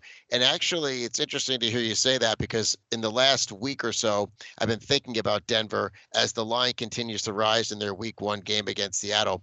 But the non-common opponents for Kansas City, as you would expect, are very difficult. San Fran, Buffalo, and Houston.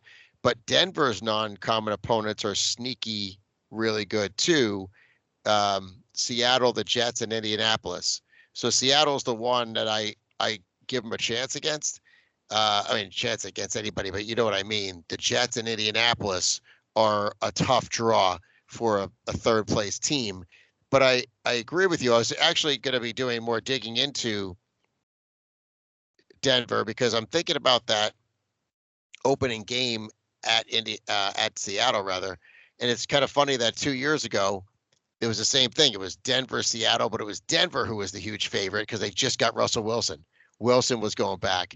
And I don't remember how many points Denver was favored by, but Seattle whacked them. It was a Geno Smith kind of coming out party. And now it's the opposite. You have, and I just look at Seattle and say, is that team in any position right now to be a 5-point favorite? Just that stands out to me as not a great team being favored. So it was just a thing, just a kind of a hunch to dig into. What's the situation with Denver? I know their offensive line is improved. So if they can run the ball, I think that gives them a chance. Let me blow your mind with some more Denver Nuggets.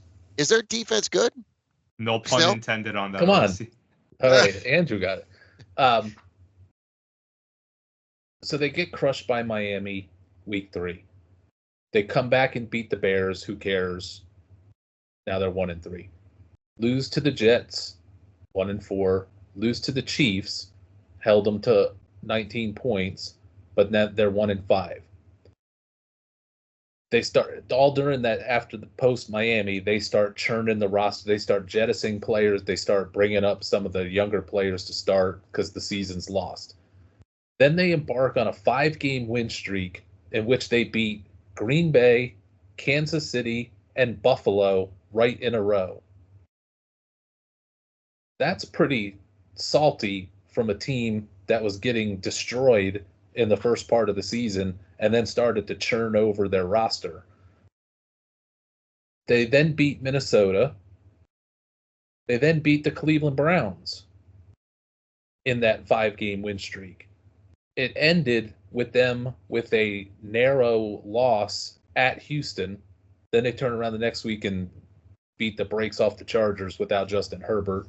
Then they get clobbered by the Lions. Then they have a bad loss to the Patriots. That's when they bench Russell Wilson and go to Jarrett Stidham and finish 1-1 on the season. They had a pretty interesting season after you get past the Miami event, and everything about them is better on paper going into this season.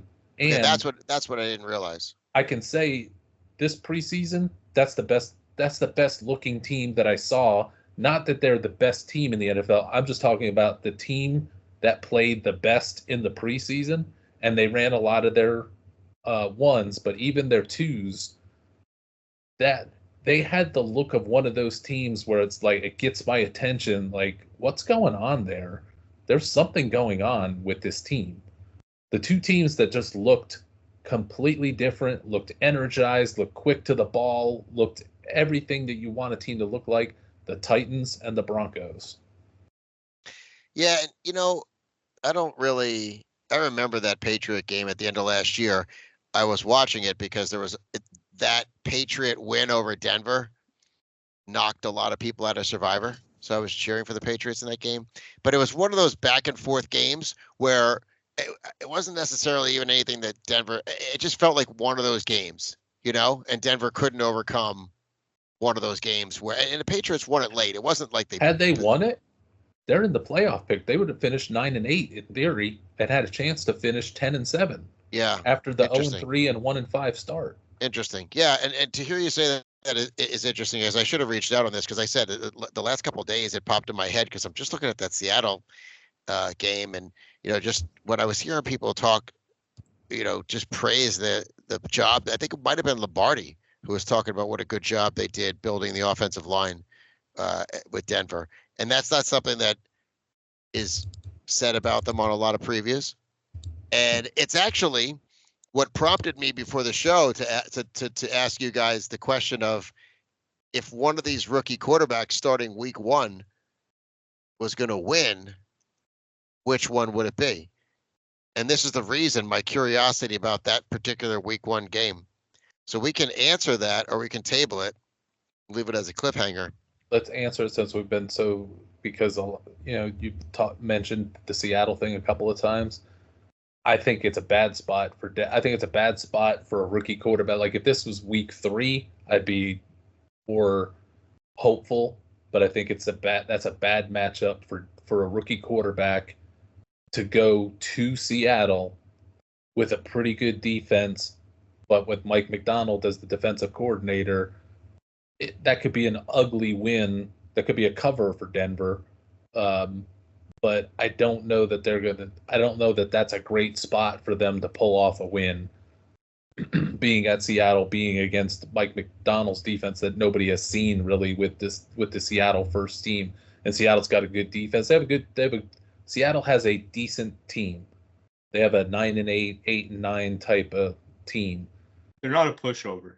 Denver is right there with them, I think, but this being the debut and at Seattle last year, all 3 rookie quarterbacks that started all lost and all lost against the spread as well.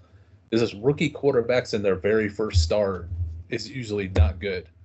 There's one I do like in week 1. I like Jaden Daniels, and we can talk about him later going up against Tampa, but Nix and Caleb, I don't know that I'd go with them in week 1.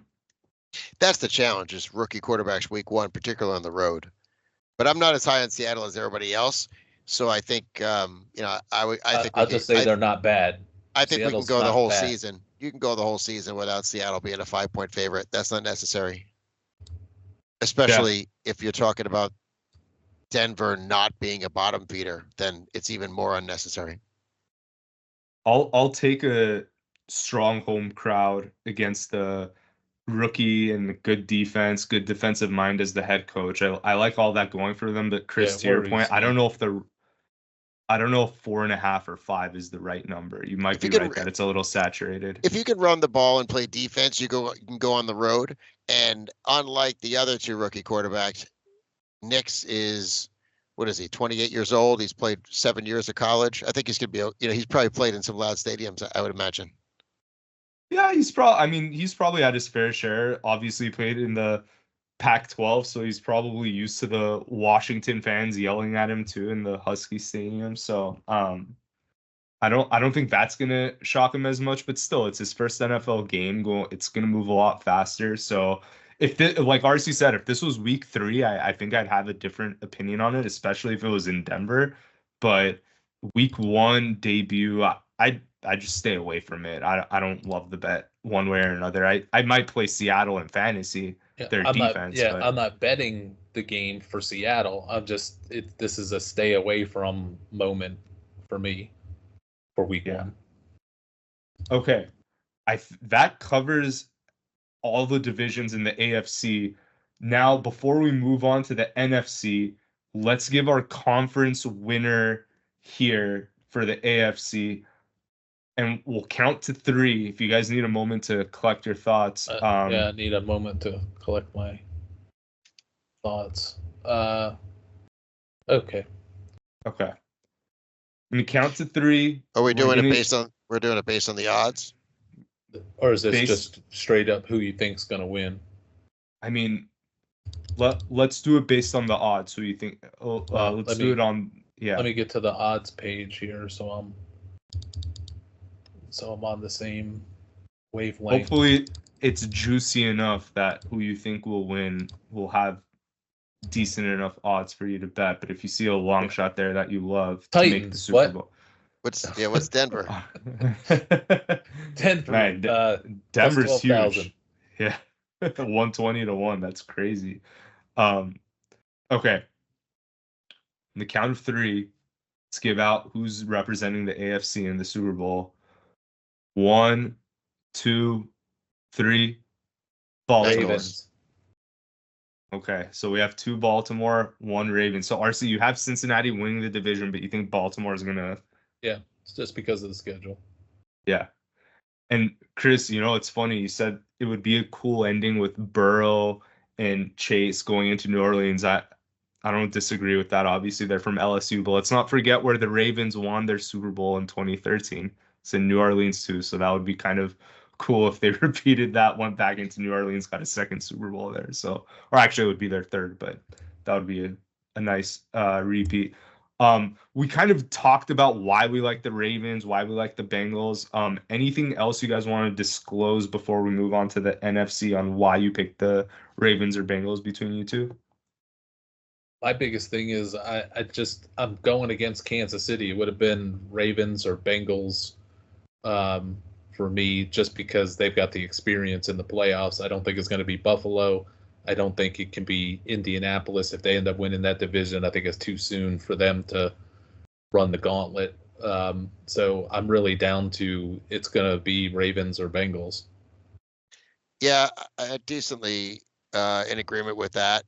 And I feel better about, I'm on the same page with not Kansas City, although they could get there. It's not, that's not really where my head is at. And even if Cincinnati winds up as a wild card, I just think with Burrow in the playoffs, he's kind of out of sight, out of mind.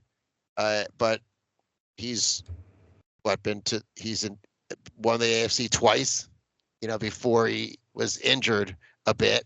So they have had good success head-to-head with Buffalo. They've had good success head-to-head with Kansas City. Interestingly, the team that gives them trouble is Baltimore.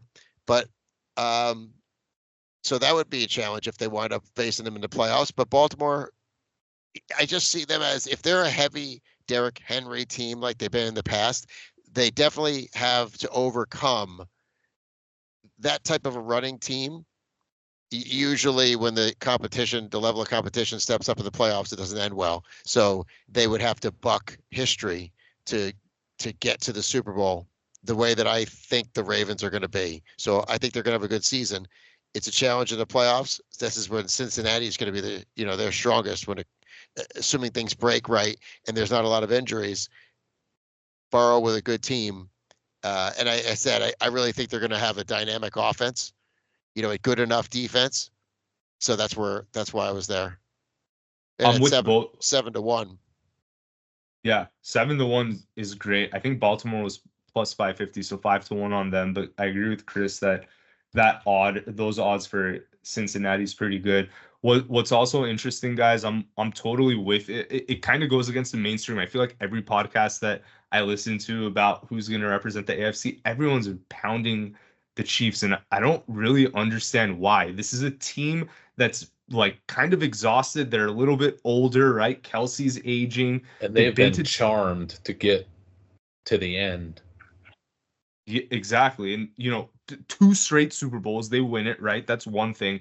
But also, they've been in 6 straight AFC Championship games too. I think the longest streak before them were the Patriots, which coincidentally was right before them too. They went to 8 straight AFC Championship games. I mean, at one point, this team's gonna just feel the fatigue. I feel like San Francisco is gonna suffer from this too, where they're just, all the players are sort of exhausted from all these deep playoff runs, where somebody else that's a little hungrier and thirstier is just going to come through for 1 year and come in. I'm not saying that Mahomes is old, but I think just his best pass catcher, Kelsey, he really came on towards the end. I don't think that he can do that again this season. The Bengals, to me, have just been better than the Chiefs. They can't get Joe Burrow to be healthy and get to the final stage and beat the final boss. Yeah, exactly. But I mean, this started with the Kansas City wins their Super Bowl, and then the following year, wasn't it the Bengals Rams, of which the Bengals got screwed out of the Super. We should be talking about the Bengals as the dominant team in the AFC. I think if Burrow was completely healthy for the last couple of years, we'd be talking about the Bengals being the dominant team in the AFC.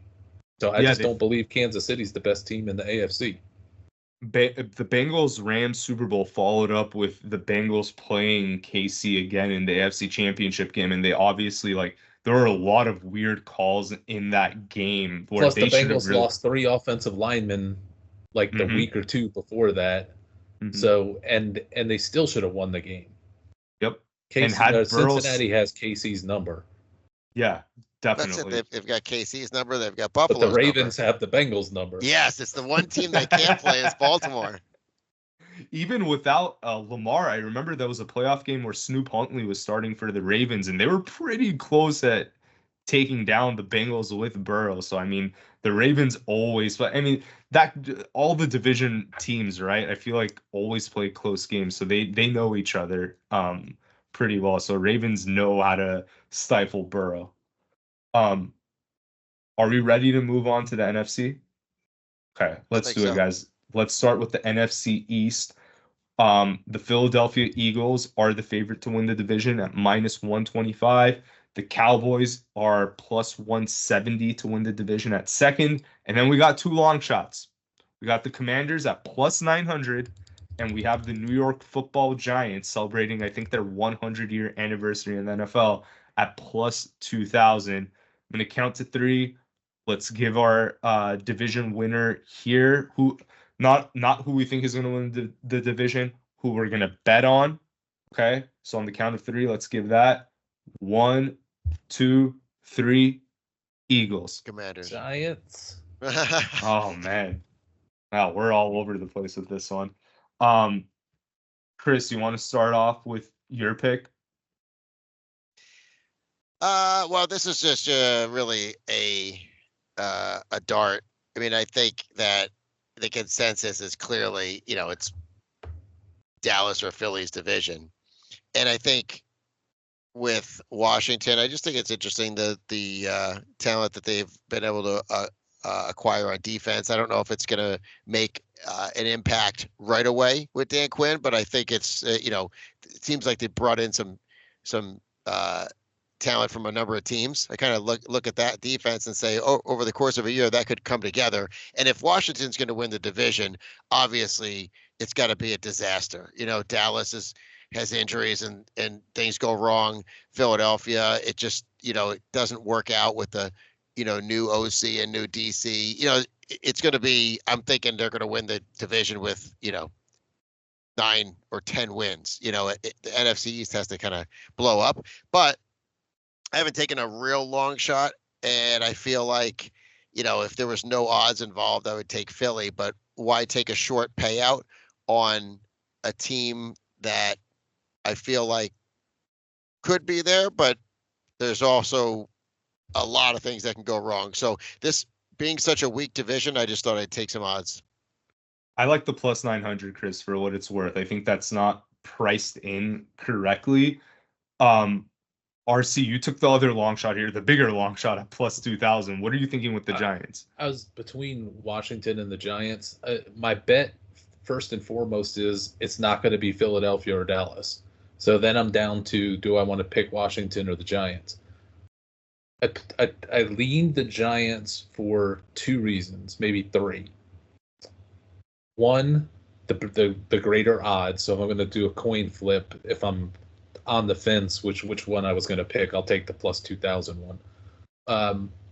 Secondly, this is a Giants team that just a couple of years ago somehow found their way to the playoffs and beat some team in the playoffs. I can't remember who it was, but they throttled some team in the playoffs. Oh, that's right. It was Minnesota. I don't think they throttled them, but Daniel Jones went crazy. I remember who it was, and I remember the circumstances. But then third, so I say that about this team 2 years ago with a terrible offensive line with Daniel Jones finds its way to the playoffs and actually wins a playoff game. They're exponentially better this year. So I don't think they're a joke. And Daniel Jones has proven, or the Giants have proven, that they can get to the playoffs. They can get to a good season with Daniel Jones. Maybe it was pure luck. But I'm just competing against Washington, who's no great tower to take down.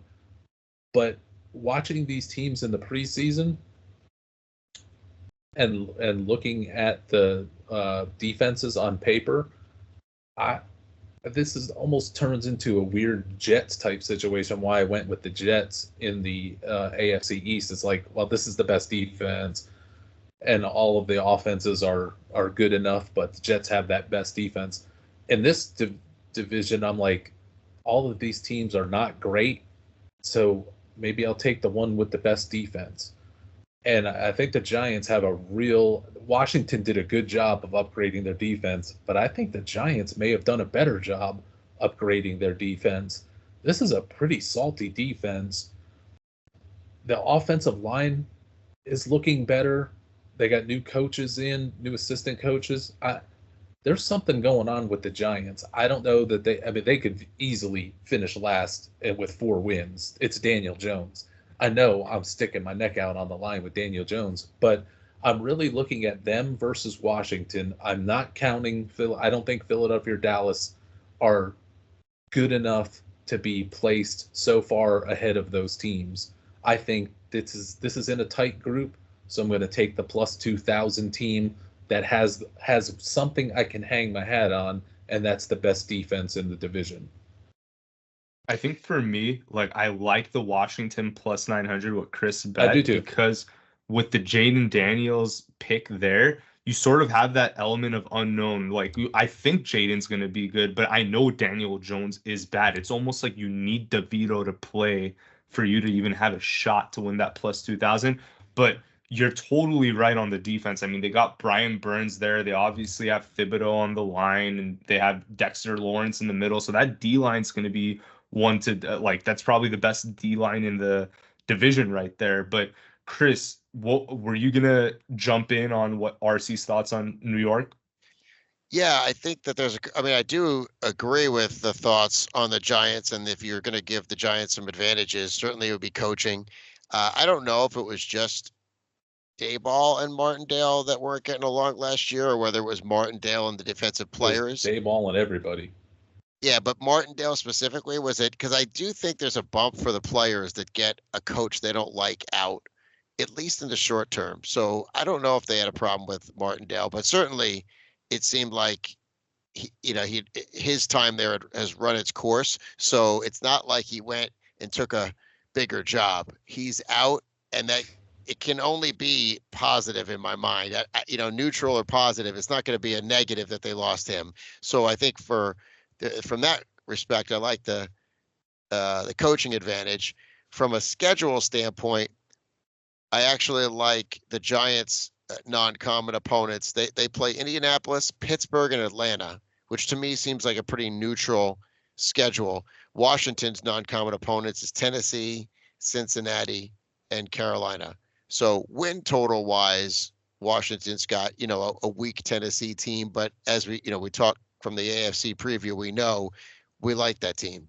Tennessee's a kind of a tougher opponent to have than a 6.5 win total team.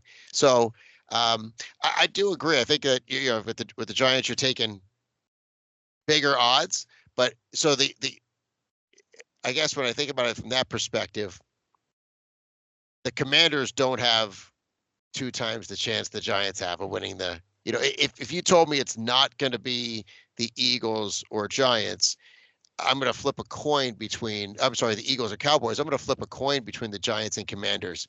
So from that, I appreciate the 20-1 value. I just, I guess obviously I'm sticking with Washington, but I do appreciate the value. I think there might be something, I think with just if the collection of veterans, I could see something coming together around, Jaden Daniels playing well, a running game, some good receivers, and if that defense comes together, then I just figured, who knows, but I think, Andrew, who did you wind up? Oh, you went with Philly. I went with Philly, and I'm not obviously going for the long shot here, but I do like their odds at -125.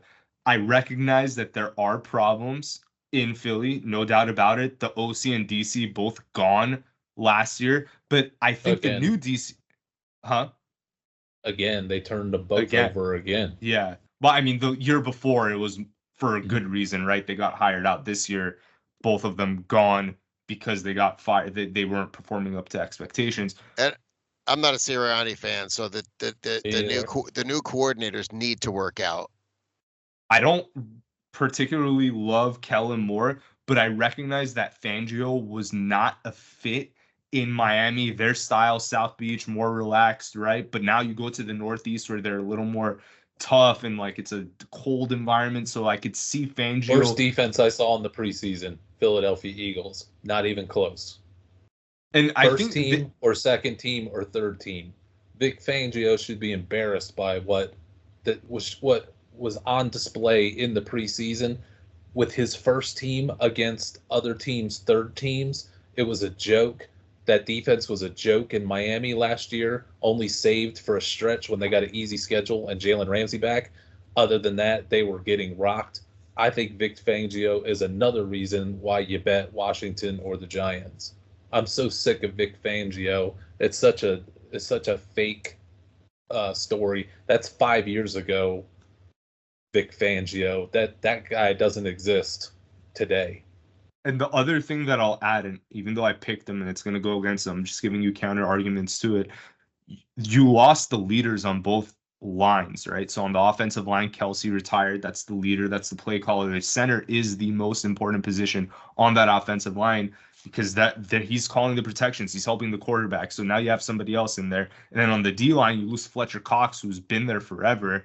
And he was kind of like the mentor to all those young defensive linemen. So I don't particularly love that part of it, but I like the fact that they got Barkley there. I could see Barkley taking them far and, making them look better than last year. I like the fact that they swapped out Riddick and they put in Bryce Huff on the defensive line. They made some moves.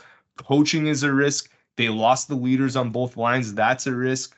But I don't see Dallas, Washington, and New York making enough of a case for me to bet on them. I still like the Eagles at minus 125. You can have them. Clearly. Yeah, I think it was just pick a winner with no odds. I would go with the Eagles, but I don't think RC would. If I was to pick a winner with no odds, I might pick Dallas, even though I bet them to finish last in this division. No, wow, interesting. So I haven't put any bets on the Commanders or Giants, but I think I should. Yeah, I have. Exact order of finish with them 1-2, and all the different configurations with who would be 3 and 4, and them in 1 and 2 flip flopping. Plus, I bet them to win the division at plus 2,000 and plus 900. So whichever one of them, I've bet them in a coin flip. When that coin flip lands, I'm going to get either side of it and win. That's the way I was thinking about playing it. Put whatever on Washington or whatever on the Giants, and then twice as much on Washington. So you've got it, so you're winning the same amount if either one of those guys get there. I can see this division is going to be like none other for me. I can see any of these 4 teams winning it, and I can see any of these 4 teams finishing in last. I don't think we can say that about any of the other divisions, which makes for good betting on the long shot teams. Any other parlays or win totals that you guys want to discuss here? Anything on Jaden Daniels maybe winning Offensive Rookie of the Year? Neighbors winning Offensive Rookie of the Year? I took some Jaden Daniels. The odds are a bit lower now, but I have a lot more on Latu. I was betting Defensive Rookie of the Year more, but I took some Jaden Daniels, and I took Jaden Daniels to have the most passing yards for rookies, and that was just obviously a play against Caleb Williams. So Knicks is longer odds, but I took Daniels for that. But much Daniels more. And Knicks in that. Yeah, Knicks it's probably a good hedge to have. Yeah, I took them both at Knicks as well, especially since dollar amounts. Daniels is a runner, but I think I have a lot more on Offensive Rookie of the Year for Daniels, and I think I might have just on one time done the pass. When I was doing the Knicks, it was 800 to 1. Now it's down to like 300. RC, anything else on NFC East, or should we go to the NFC North? I don't think my only last statement was going to be, do you know what the beauty of the betting the Giants is to win the division? You can't get hurt if they lose their quarterback. All of our other bets, it's like probably helps. The Eagles lost Hurts, we're screwed. The Dallas lost Dax, we're screwed. Even Washington lost Daniels, we're screwed. If the Giants lose Daniel Jones, I'm still sitting pretty. Your odds should go down. Yeah, it probably helps if you have DeVito in there over Daniel Jones. That's probably the only team in the NFL or there's probably another one that I'm not thinking about. But anyways, we digress. Let's move to the NFC North. Detroit Lions are the favorite here, plus 130. Not too far behind them. The Packers are second at plus 230. The Bears at third are also not far behind the Packers and the Lions. They're at plus 280 to win this division. And lastly, Chris's Vikings, dead last in the NFC North at plus 1100. I'm going to count to 3. We'll give out who we want to bet on to win the NFC North. 1, 2, 3. Lions. Okay. So unanimous there. I wanted to do the Packers, but yeah, I mean, the thing for me, RC, with Lions versus Packers is the odds aren't there. I mean, it's just too close, and I know that the Lions have a much better roster in my eyes than the Packers. So, do you think the Packers are closer? Why don't you talk about that, RC? Take the floor. And I think the schedule also favors Green Bay just because of the order of finish last year. I am starting to, the more I watch of Green Bay, the more I am starting to be convinced that that's one of the three best rosters in the NFL, top to bottom, 1 through 53. Do you think what Jordan Love did towards that? Because, like, obviously, Love really turned it on, I think, on Thanksgiving Day, where they upset the Lions at home.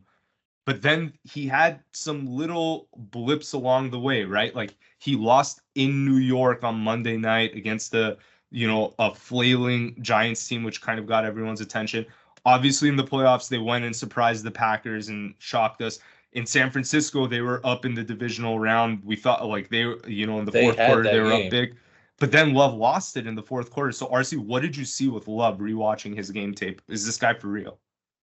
The reason that I ended up going with Detroit is because I don't fully trust Jordan Love can carry an offense in crisis.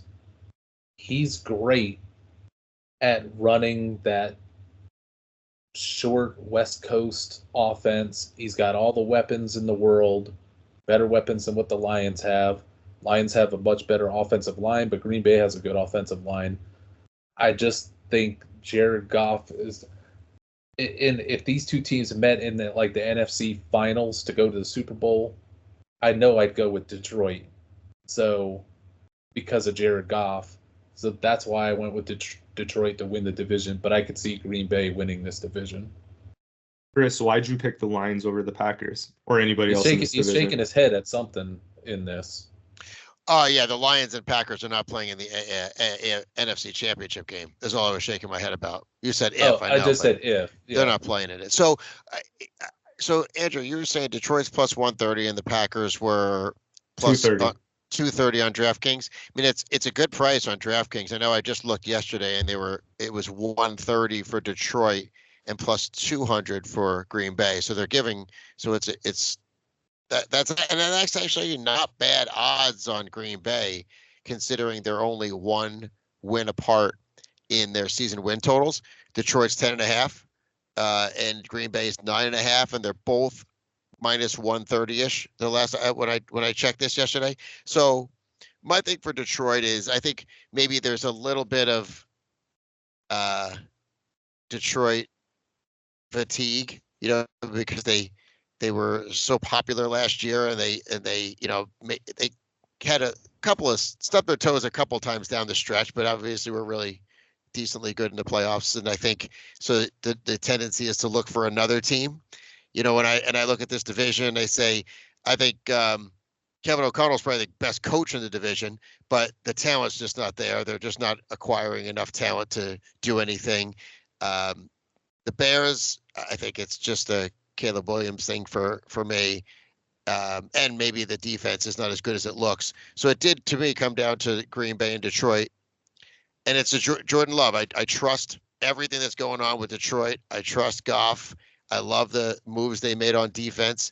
They addressed the one thing that was a glaring weakness last year, the Lions. So I acknowledge that Green Bay could get there, but I also have questions about Jordan Love, mostly because I don't know how to evaluate it. He's great sometimes, he's not great sometimes, and I didn't realize that RC felt that strongly about their roster, top 3 in the league, top to bottom. That's a pretty big statement. So I like Green Bay this year. I just think for the division, if I'm getting plus odds on, I'll take it on the team I think is going to win. That's Detroit. And we have Chicago to thank for that, because everybody loves Chicago. So it's bringing the odds of Detroit and Green Bay to plus. It's crazy to me that they're plus 280 to win this. I mean, that's wild. I feel like they're as big of a dog as the Vikings in this. I mean, obviously maybe not the same, but they should be somewhere around like plus 500, plus 600 to win this because of how strong the Lions and Packers are. I think that the Lions, in my eyes, they have the better D, right, than the Packers. You guys can agree or disagree on that. But also the Lions on offense are more well-rounded. They have that 1-2 punch with Gibbs. They have and Montgomery. They have a great offensive line. and they have Amon-Ra St. Brown. But they don't have the wide receivers that the Packers do. The Packers have the best wide receiver group, maybe with tight ends, maybe a the lot best of depth. Weaponry of depth that there is. But the Lions are more top heavy with Laporta and Amon-Ra St. Brown, right? I mean, you can argue what Amon-Ra be the Luke top Musgrave's as good as Laporta. Well, that's a pretty big statement, but and then if you judge the rest of the receivers, it's not even close because of Green Bay's depth. Green Bay goes 5 or 6 deep. Yeah, exactly. I mean, if we're just talking about the one, Amon-Ra takes that room. Agree to disagree on the Musgrave versus the Laporta, but then when you talk about 2 through 6 on Green Bay's depth chart, yeah, they clearly have the edge over the Lions. Yeah, Jordan Love's the question. Jordan Love's going to drive it because I'm not sure that Detroit's defense is better than the Packers. I think it remains to be seen, which defense comes together, what happens with injuries, but they're close enough where I wouldn't be willing to put one over the other. There's optimism over Detroit's additions, but they were pretty bad last year. The place that they had the biggest problem, we all remember from last year, is that corner. Secondary. And they did a great job beefing that up. But then when I saw that DJ Readers got released to go ahead and play, he's not on the PUP. Them getting DJ Reader from Cincinnati is big. Huge. And that was already Detroit is arguably the best run-stopping defense in the league. And then you give them now the best run-stopping defensive tackle out of nowhere. And they've enhanced their corners. I mean, Detroit could be the sneaky best defense in the league. I mean, one thing that I kind of said all off season, and I'm sure the audience is sick of me saying this, Detroit was literally one average cornerback away from making and winning the Super Bowl. That is the one position that let them down greatly in 2023. They addressed it in 2024. If injury luck is on their side, I don't see how this team is not back in the NFC Championship game, and they should probably be hosting it too with the roster that they have. So we'll see if that comes to fruition. Even with all of those correct statements, even with one of the worst secondaries I've ever seen make it to the playoffs, they should have went to the Super Bowl because the reason they lost was because of Josh Reynolds can't catch. Jared Goff was great in that game. His receivers let him down. When Jordan Love lost, it was because of Jordan Love but Jordan Love starting to have problems. Jared Goff didn't have problems against San Francisco. His receivers were the ones that let him down. So that's another kind of tilt. And the fact that the Lions got that far with almost UFL level corners, and now they have they could have one of the 10 best secondaries versus being the 32nd best secondary last year. That thing could come together, and you can't run on them, and then you're going to try to throw on them with a better secondary. Detroit could be really salty on defense, and obviously they have a good enough offense. Bringing Ben Johnson back was crucial. So there's just too many things that point to Detroit. I love that their coordinator stayed. I mean, Ben Johnson was a hot name in this cycle. Yeah, that was big for them.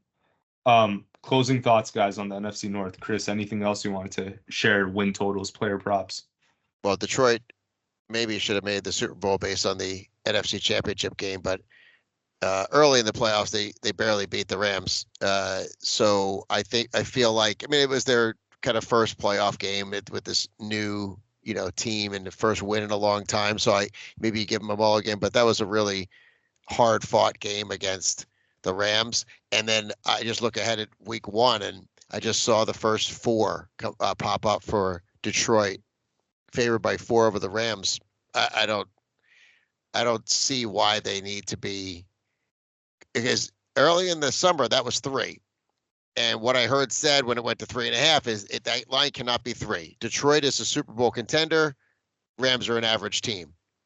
I don't think the Rams are an average team. I do think Detroit's a Super Bowl contender. But as it gets to 4 now, that week 1 line becomes very interesting between now Detroit's last game was the one where they almost went to the Super Bowl. The Rams' last game was a game they lost by a point at Detroit. And so I think that's an interesting week one situation. But as far as the division goes, the only other bet that I have a lot of, and I'm sure RC has a lot of as well, is Caleb Williams under his touchdown passes. I did some of his yards, but I did a lot more of his touchdown passes. And I'll tell you that the current, as I looked before we started recording, Caesars has 21.5 on Caleb Williams touchdown totals. FanDuel has 22.5. Giraffe. So both of those are minus odds if you want to take the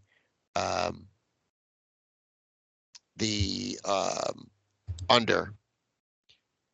But DraftKings 23.5 is the touchdown total, and if you take the under, it's plus 105 right now. That's fantastic. That hasn't been there.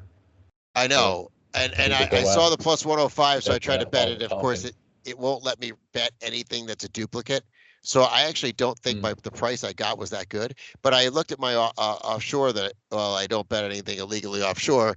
Hypothetically, if I did have an offshore account, it was 23.5 on there as well, even money. So the juice is on the over, and 23.5 is a great number.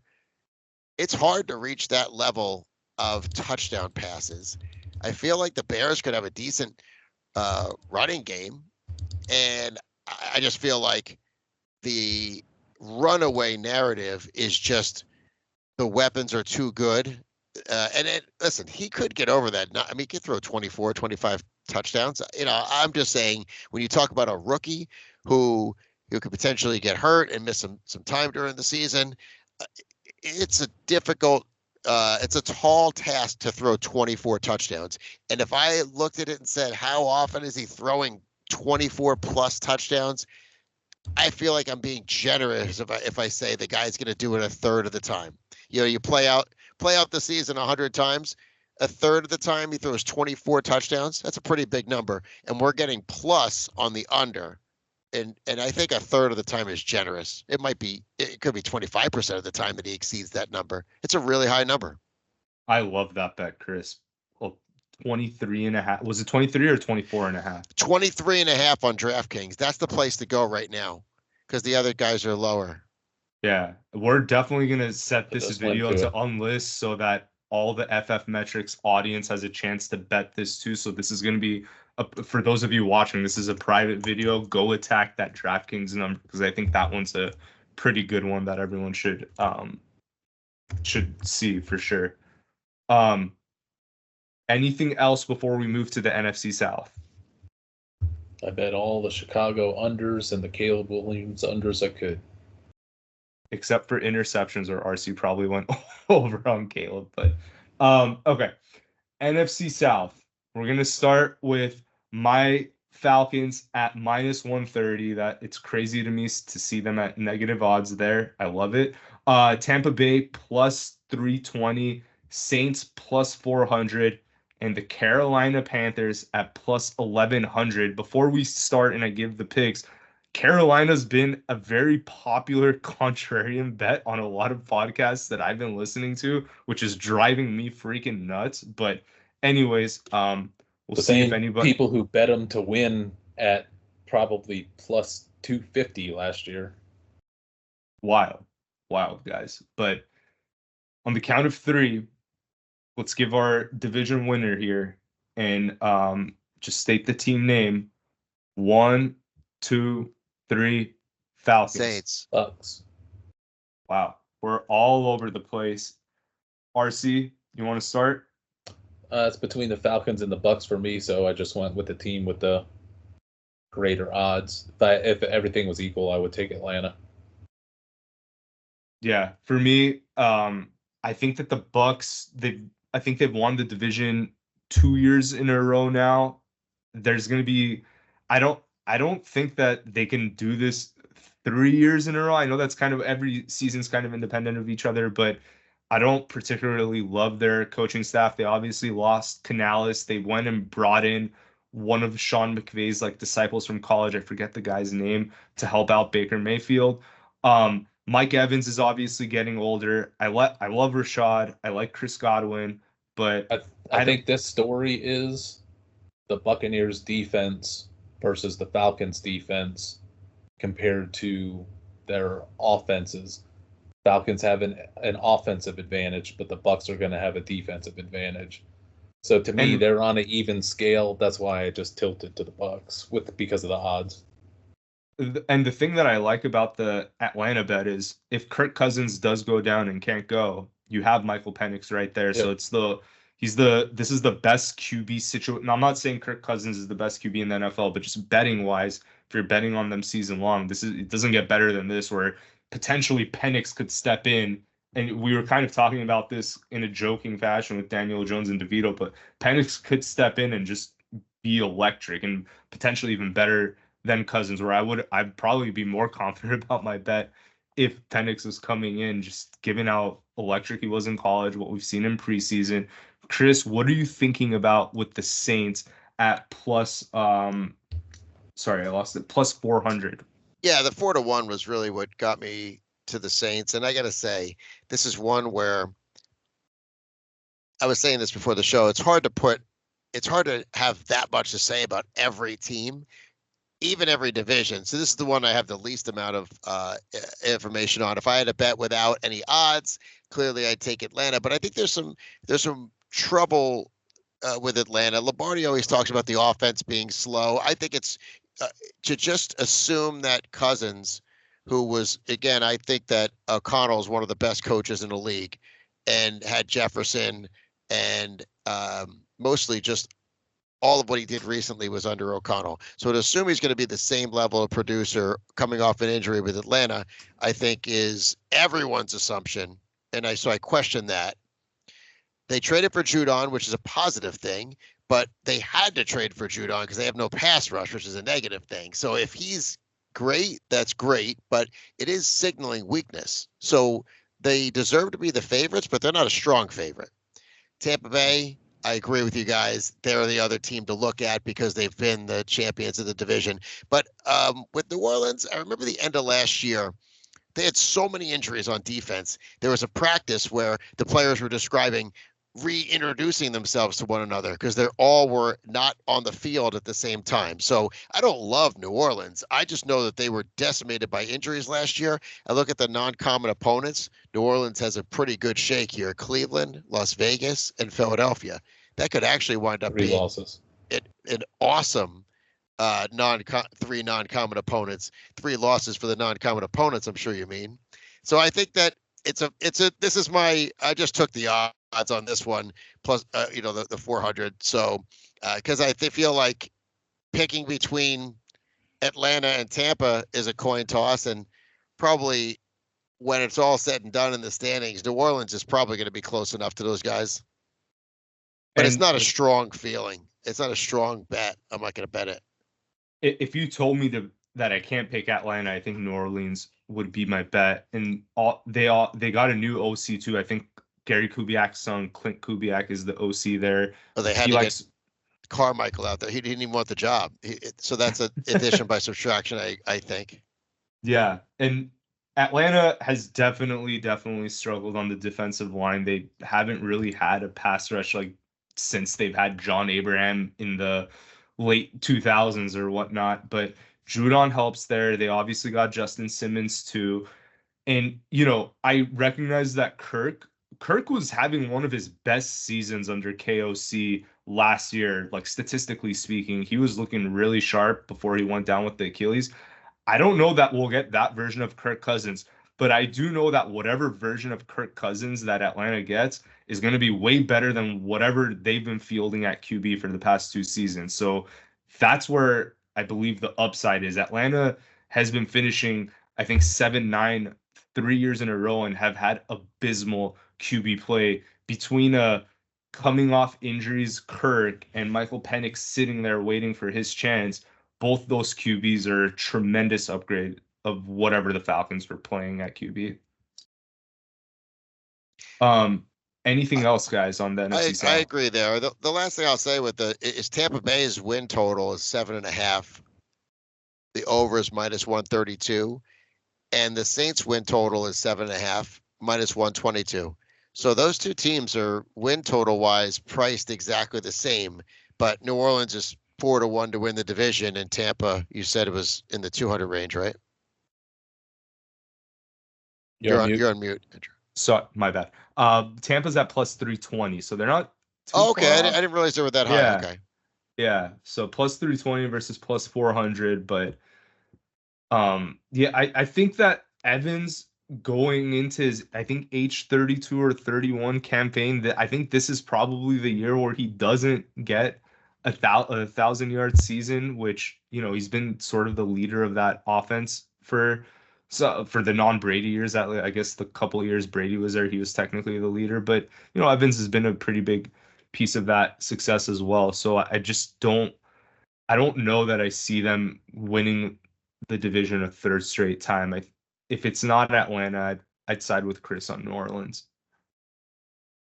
Anything else before we move on to the last division, the NFC West? I think it's not. I can guarantee this: it's not going to be the Panthers, and it's not going to be the Saints. The Saints are on the brink of implosion.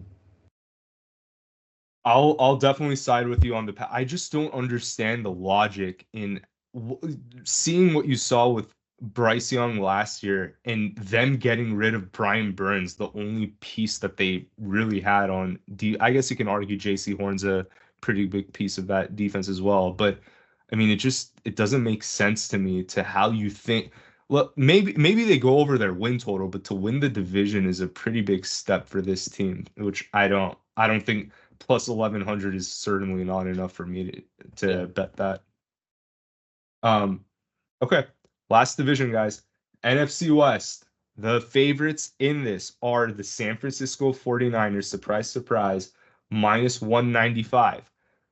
At second, the Los Angeles Rams, plus 350. The third place team in the division, according to the odds on DraftKings, Seahawks, plus 650. And the last place team in this division, the Arizona Cardinals, plus 1,300. On the count of three, let's provide the team that we'd bet on. 1, 2, 3. Rams. All right, consensus. RC, you want to kick things off? I think they're just flat out better than the 49ers. And them getting Garoppolo for the Stafford insurance just locked it in more for me. I think they were a great bet to start the betting season at 8.5 wins over at plus 160. Now they're minus 160 for that 8.5. I could see the Rams going to the Super Bowl. I think the 49ers are falling apart piece by piece while the Rams are ascending and just continuing to add more and more pieces up and down the roster. If Tre'Davious White is back to his old self coming off of his injuries, he's still of an age where he could be in his prime. If Tre'Davious White is back to normal and healthy and plays the season, the Rams are going to win this division, and the Rams are going to be a serious Super Bowl threat. And what's not priced into this at all is that little threat that if the Rams are good and it's week 10 and they're looking serious, they might get a bye week.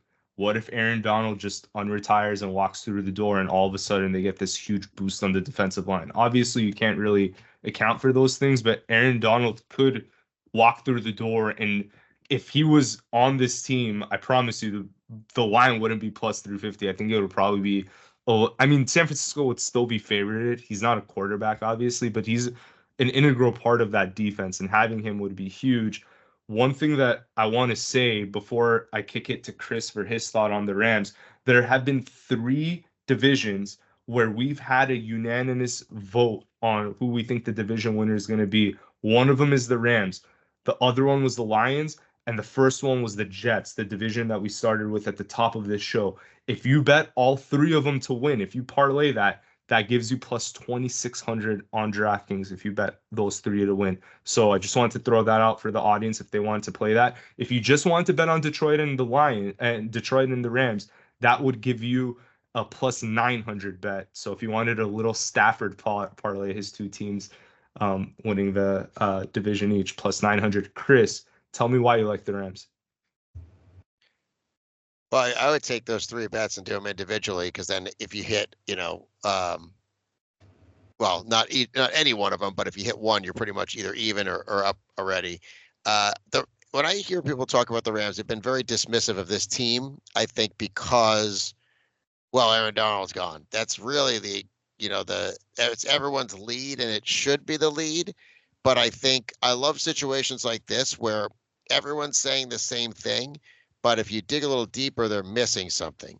So Donald gone is obviously a big deal. Raheem Morris is gone. Ernest Jones was traded, and RC, you sent us the Sean McVay press conference, that little Zoom press conference where the reporters were asking the same question in 17 different ways, which is, Ernest Jones is gone. What are we going to do? And he was saying is that a move for the future? It's for now and the future. And it was pretty clear to me for a couple of years now, I believe the Rams are building a war machine on defense. They keep drafting great young players up front, and Ernest Jones is gone. He was the green dot last year. So the only legitimate question in that press conference was, you lost Ernest Jones, you lost Aaron Donald, you lost Raheem Morris, the 3 people that were leaders on the team. But as McVay said, there's other people stepping up and being leaders. Tre'Davious White could be a tremendous leader, and I just think they have so much good young talent. But it's just a natural human instinct to think to see the things we know are gone. Most people don't know. I don't know half the names on the Rams defense, but I know they're good young players. So I think you're going to have a situation where everyone's discounting the Rams because Aaron Donald's gone. I didn't even consider, Andrew, the possibility that Donald might come back. I wasn't considering that, but I think they're building a good young defense. I think they have a great offensive line. And the thing I like about this team is the same thing I like about the Jets. I think they're going to run the ball really effectively. They have an awesome interior of their offensive line. So while they could be another team that's 3 deep at wide receiver, I also think they're going to be a running team, with potentially 2 good running backs. And so I like the offense. I think the defense is being undersold when I hear previews of the Rams. And mostly what I hear is people picking, Seattle. I haven't really heard, I don't think, any Arizona, but that's where I think people are gravitating toward, is Seattle as an upset pick in this division. And you look at the 49ers, we talked about it a little earlier, how there's a lot of things, storm clouds seem to be circling for the 49ers. And I obviously think they have a good team with a lot of talent, but they're an 11.5 win total team that's being bet under like crazy. They're minus 142 under 11.5, which is essentially 11. And the Rams are an 8.5 win team that's being bet over like crazy. As RC said, they're minus 160 now. All summer you can get the Rams at either even odds or plus 110 to make the playoffs. Now I think the best you can get, which is still not bad, is FanDuel minus 112. I didn't find it on DraftKings. You guys can tell me what the odds are there. But I think this team to make the playoffs at slightly plus odds is a great bet. I look at the Rams and see a great team. RC led off with saying they might be better than San Francisco. That's saying a lot. But I think McVay, when he decided to come back when it looked like the cupboard was bare, and then you realize that they had a really good draft, and I think that they've just stockpiled even more. They won 10 games last year, and the playoff game they lost was by 1 point. I think that you look at a team like that, similar to Indianapolis, their road ended. It could have easily gone on, and they could have played a playoff game or 2. And last year, when the playoffs were starting, we said if the Rams beat Detroit, we think they're going to the Super Bowl. I still believe that they would have had a really good shot to go to the Super Bowl if they won that game against Detroit. So I think they're being priced cheap to win the NFC. They're 12-1, and I bet that also. I bet the 2 futures are Cincinnati and the Rams. I think they're a team that has the ability to win the conference, and they're aligned at 8.5 wins. If the Rams were the one in the NFC Championship game against 49ers, and the 49ers start off slow like they did against the Lions, I don't think the Rams let him off the hook. Now, there's a lot of hypothetical there. We don't know if they get that far. We don't know if there are injuries in between that game. But I agree with you, Chris. We all loved the Rams when we did our playoff betting show. So other things to add color and why I like the Rams, they went and got a cornerback from Jacksonville who was a part of their Super Bowl winning team, I believe, Amik Robertson, who's going to shore up that secondary that kind of had issues at times last year. Also, on the interior, Chris talked about it, their interior offensive line. They went and plucked Jonah Jackson off Detroit's offensive line to plug him into the interior, which only that offensive line already played well. Now you put Jackson in there, they're going to play better. Chris mentioned the two running backs. Last year, it was all Kyren back there. When he was on the field, they were going crazy. They were winning a lot against the spread anytime Kyren started or whatnot. Now you potentially have two. You have Kyren and Blake Corum. So you have two running in case Kyren goes down, sort of have the backup there to do well. And I think betting the Rams here, as much as I love them, is also for me, like I can't see San Francisco winning this division. I think this is the one year. I think this is their sort of like take a step back year where they're just not going to have as much luck with injuries. Ayuk's been holding out all of camp, not working out or whatever. Could he be a bigger injury risk or not the same guy that we're accustomed to seeing? I don't think that he's going to play like a $30 million receiver. Obviously, Trent Williams, if you look at San Francisco splits with and without Trent Williams, it's pretty scary for them.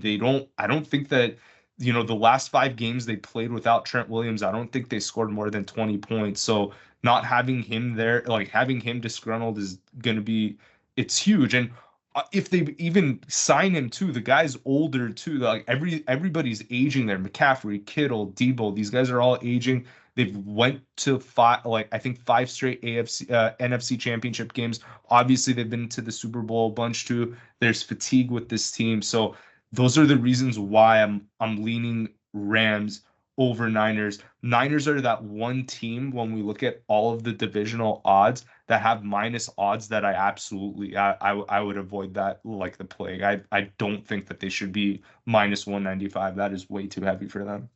We pile some more things onto this. Over the last couple of years, the 49ers have been hit and miss and more butchering draft picks at the same time that the Rams just keep racking it up. They had a great draft again this year, and I think 3 or 4 or maybe even 5 undrafted free agents made this roster. And that's not because they have a bad roster. It's just the Rams have become the dominant personnel team draft-wise and free agent-wise in the league. You pair that up with Sean McVay to me, is clearly the best coach in the NFL. It's not even close. He doesn't have his Tom Brady to make him great like Belichick. I think McVay has been better coach all along. You got a great structure, and then now they're just getting loaded with talent. To the defensive thing that Chris was saying, it's amazing what Sean McVay does with these defenders. They have a great year for Los Angeles. They're coming up due for their contract, so he's like, all right, it was nice having you, but we're not going to spend all this money on you. We can replace you. So then those guys go play for other teams. Like John Johnson was a top safety, and then all of a sudden he went to Cleveland, and they benched him halfway through. I mean, I think they cut him through his first, either his first year or second year. Then they had, I think last name is Scott, that was a top safety who replaced John Johnson. And then he came up for a deal, so they're like, no thanks. He went to Cincinnati, and he was a starter, and they benched him mid-season, and then they cut him towards the end of the season. The Rams have something going on there they're getting great players, and then they're making these players great. They're making average players good. They're making good players great. They keep loading up that roster. Ernest Jones is going to be the next example of guy who was great because he was with the Rams, and they're like, "Oh, you want a bunch more money? Go ahead, go have fun in Tennessee. We'll just pluck somebody else from our ranks, and they'll be a new star inside linebacker," which I think is going to be undrafted free agent Omar Sprates is going to be fill right in there, and they will hardly miss a beat. Their biggest problem last year was their corners, and then they go out and they take Jacksonville's best corner, Darius Williams, who used to be with the Rams. He again wanted more money. He went to Jacksonville. He's actually good for Jacksonville, but then they stole him right back and got him back to pair him up with, if Tre'Davious White is back to normal. These is two of the best, one of the better cornerback duos in the league. Where last year they were playing. Their weakest spot was even weaker than Detroit's, or right up there with Detroit's at cornerback, where they were playing guys that really, I don't even know if they're on their team this year. They've so upgraded at corner. All the talent they have, and then they get Whittington that just gives them another. I mean, they have 3 number 1 wide receivers if they want it, and Whittington isn't even going to start. They bolstered their tight ends. The offensive line is strong. Everything about this team got exponentially better, and they were already good last year. Losing Donald is the one X factor, but the whole got so much better that I think they're going to be able to overcome it. And if that's true, this is going to be, to me, this is my best bets of really the entire year, is all the things on the Rams. And one thing before I pass it back to Chris for his thoughts on anything else with the NFC West, I misspoke. Said Amik Robertson was the guy they plucked away. I was thinking about Darius Williams, so from Jacksonville. Chris, anything else in this division that you like, that you're seeing, player props, win totals? I think that, so I mentioned before that the Rams to win the NFC was 12-1. I was just getting all the books together for the show. Actually, at FanDuel and DraftKings, it's 15-1. So I think that's a great price on a team that I think could win a division, be in the playoffs, and even if they match up with Detroit in the playoffs, you're sitting there with a 15-1 that you can do something with.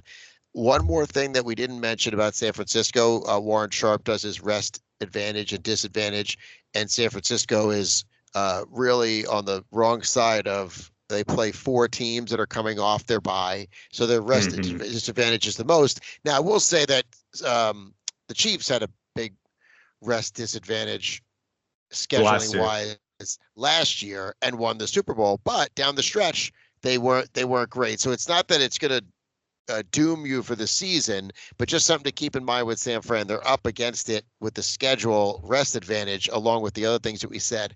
And then one other interesting note that I was just scrolling through my notes to see if I had anything Rams from listening to stuff this summer. And I figured it'd be good to share with everybody, and it's relevant for the division.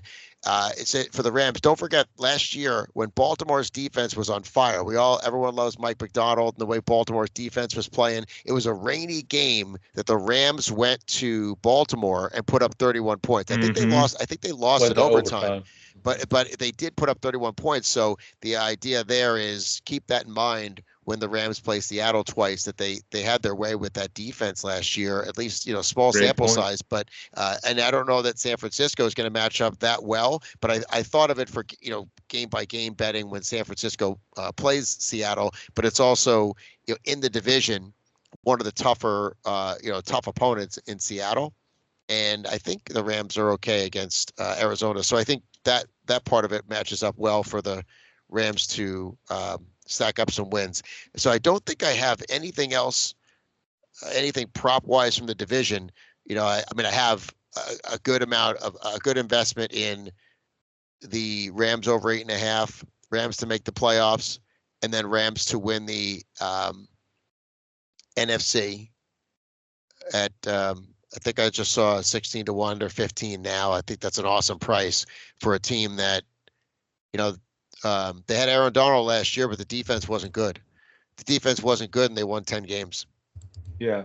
And one thing that I want to add to what Chris said, that rest disadvantage metric that Warren Sharp gives out, San Francisco has the least advantage, or like they're at a big disadvantage when it comes to that. I think they have 20 or so less days of rest cumulatively compared to their opponents, which is the worst in the NFL. On the flip side, though, the best team with a rest edge are the Baltimore Ravens, where I think they have like a 26-day extra rest edge. Even though they play that first place schedule, they are going to cut some breaks and playing teams not playing a lot of teams, or maybe none coming off a bye, or just being more rested than their opponents. So just wanted to throw that out there. And I'm going to say, just to end with that, the Sharp thing. I remember looking at it. I don't think it's actually worked out to translate it to the teams with the advantage in that, or the disadvantage. It hasn't worked out to where there's a correlation to wins and losses. Well, it depends where that rest advantage or disadvantage is in the season. Like last year for KC, it really started piling on towards the end, and you saw that them like kind of falling back. But also another one from last year that's famous is the Eagles collapse too, where they were playing a bunch of teams, a bunch of juggernauts coming off by. So it's kind of, you kind of have to correlate it with the sense that, yeah, you can have a rest disadvantage, but if the team coming off the bye is the Panthers, then who cares, right? So you have to see the team coming off the byes too. Like, are these strong juggernauts that are coming off the bye week and putting you at a disadvantage? Of For which the it 40, may not be the rest, then it could be just the opponent is better. yeah, if you ask the Because the Eagles Rams, were losing to everybody, it didn't matter whether they had rest or not. It is difficult to nail down whether it's causational, and then when is, so if you have a rest disadvantage of 6 days because someone has a bye, is it that game that it impacts you? Is it the next game that impacts you? RJ Bell on his Dream Preview kind of brought up the same point Andrew was bringing up, or both of you guys actually. Since 2012, there was a 1,089 games where there was an uneven rest advantage, and the team with the rest advantage against the spread, 532 wins, 532 losses, and 25 pushes. So that is, actually a perfect statistical 50% dead heat. But I do think that there's something to it, because if you look at it over a longer period, cumulatively, it seems to have an impact. I didn't jot down all the numbers, but if you just take straight, you definitely can't. I'll say this: it seems to be priced into the line. So if you have a team coming off a bye and a team that didn't have a bye, that seems to be priced in.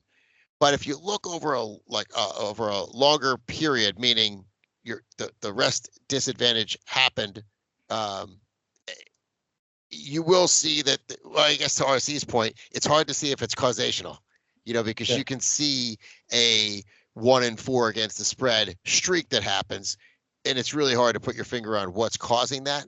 So I do think that it's interesting because a lot of people have taken Warren Sharp stuff because he's popular and run with it, but I even don't know that anyone really knows how to apply it. But I do think it is interesting to look at a situation where 4 times in one season, you're just going into another week and the other team's coming off a bye. That's, well, and it's not happening to everyone. Can I throw this gauntlet down as a spot check? Because I questioned it when I first saw that being a hot thing last year, and I looked at it, I was like, but this is not correlating strong one way or the other. But I started to, I think I've noticed in the last 2 seasons, especially, the whole, this team's coming off a bye, like that's some great advantage. Andrew, can you tell us, maybe later, not now, how did teams do against the spread, the ones that were coming off a bye? How did they do against the spread just last year? I can pull that up. I don't have the Yeah, number. we don't have to head. do like the Yeah. little Thursday I advantages can or the tell you, Monday night advantages. Just off a bye, the ultimate Just amount. 7+ days. So if you have 7+ Yeah. days rest advantage, what's Yeah. your ATS? That's easy to calculate. Chris, do you have that? As I don't think number? I don't think it's powerful. I'll tell you, it historically, it's a pretty distinct split between home and away. So teams that are on the road after a bye do much better against the spread than home teams after a bye. And what people speculate there is the idea that after the bye, you get to the facility and fly somewhere and now you're on a business trip. Those teams seem to play better than teams that are home off the bye.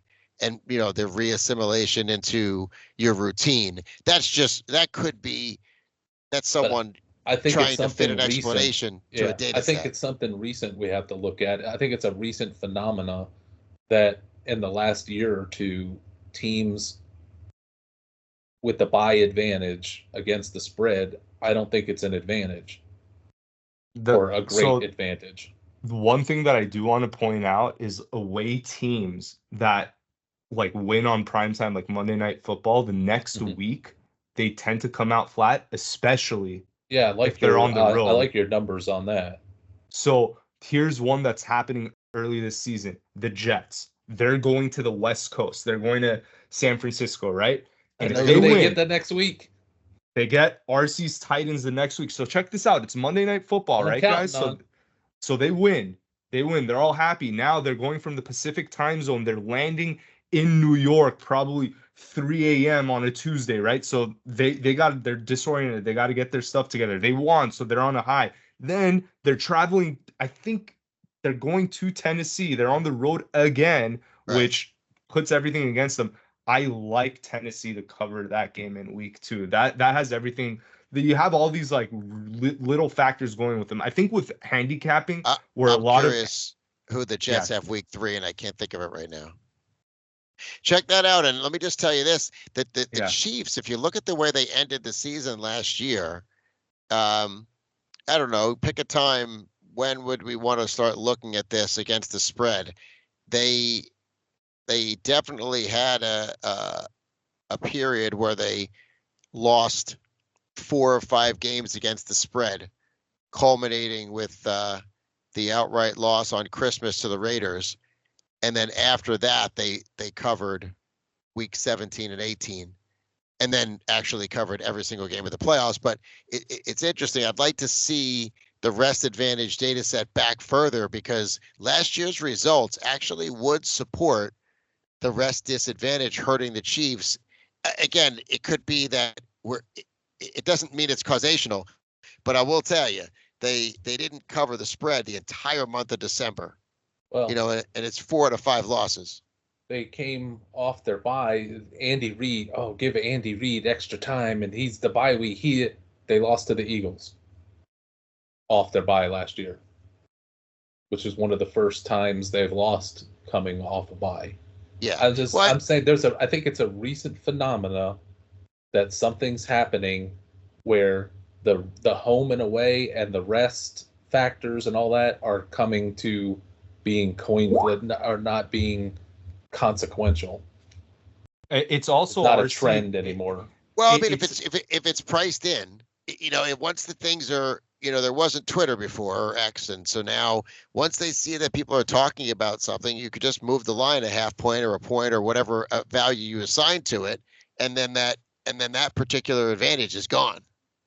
It's the NFL not giving a crap about rest disadvantage. Them actually thinking that this has no correlation, so therefore not considering it in their schedule making. Warren Sharp went into a lot of detail on this on another podcast, but I will say with like all of these games being available like on Netflix or whatnot, like Christmas Day, let's roll out a Friday game, let's play on Christmas on a Wednesday, whatever.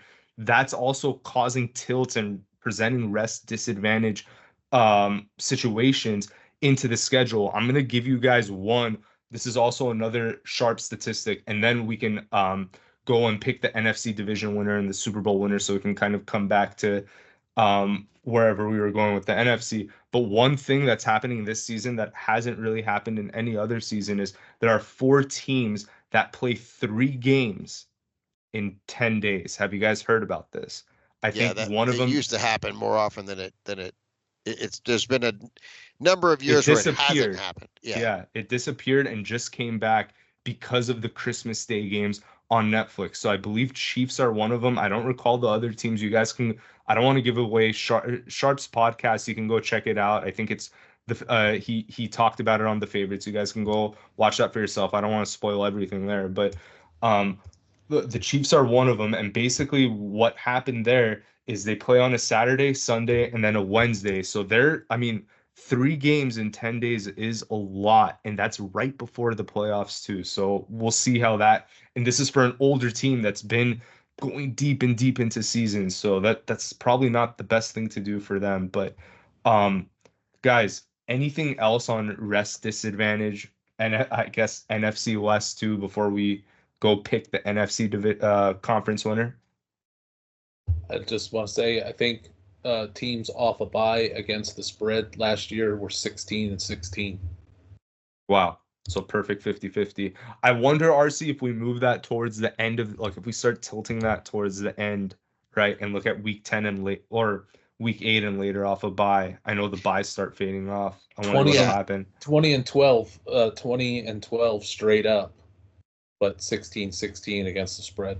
Yeah, and I think people are aware of teams coming off a bye. I would say 2 things. One, I would look at it home and away, and then the other thing is take more of a sample than last year. Try to go back 3 or 5 years and such. But yeah, you're gonna have to find something that's not being discussed if you want to have an advantage. Though. And I don't think it's a historical thing. I think it's a recent phenomenon. And it's not as simple. It's not as simple as, do you have 7 days of rest or not? I think a lot of amateur bettors love to fixate on one factor. Oh, this team's coming off a bye, let's bet on it. No, it's a lot of things. Is the team coming off a bye going into a different time zone? What's going on with the players that are going to be off and on? There are so many factors when it comes to handicapping. One simple one that I hear handicappers that I respect talk about is what's happening as you're going into your bye. If you're playing really well, a bye is not something that's welcome. You want to keep playing. Oftentimes you see that as a momentum killer. And if you're playing poorly, then the bye is a chance to reset and come back and do better. So I think it's interesting to look at how the team is playing when they go into the bye. I think teams are also doing a better job managing the players if they have a short week, let's say, they're not practicing them like it's the 1980s and withholding water on them and everything else. Teams do a better job when they know they've got a disadvantaged situation. They're accounting for that and making sure to get their rest. They're having more non-contact situations, have an extra, they'll take an extra day off or something mixed in there, where they didn't do that up to a couple years ago. The Mike Zimmers of the world ain't doing that, but the McVays and the Shanahans and all that, the young breed of coaches get that. That's another reason to bet against Dallas.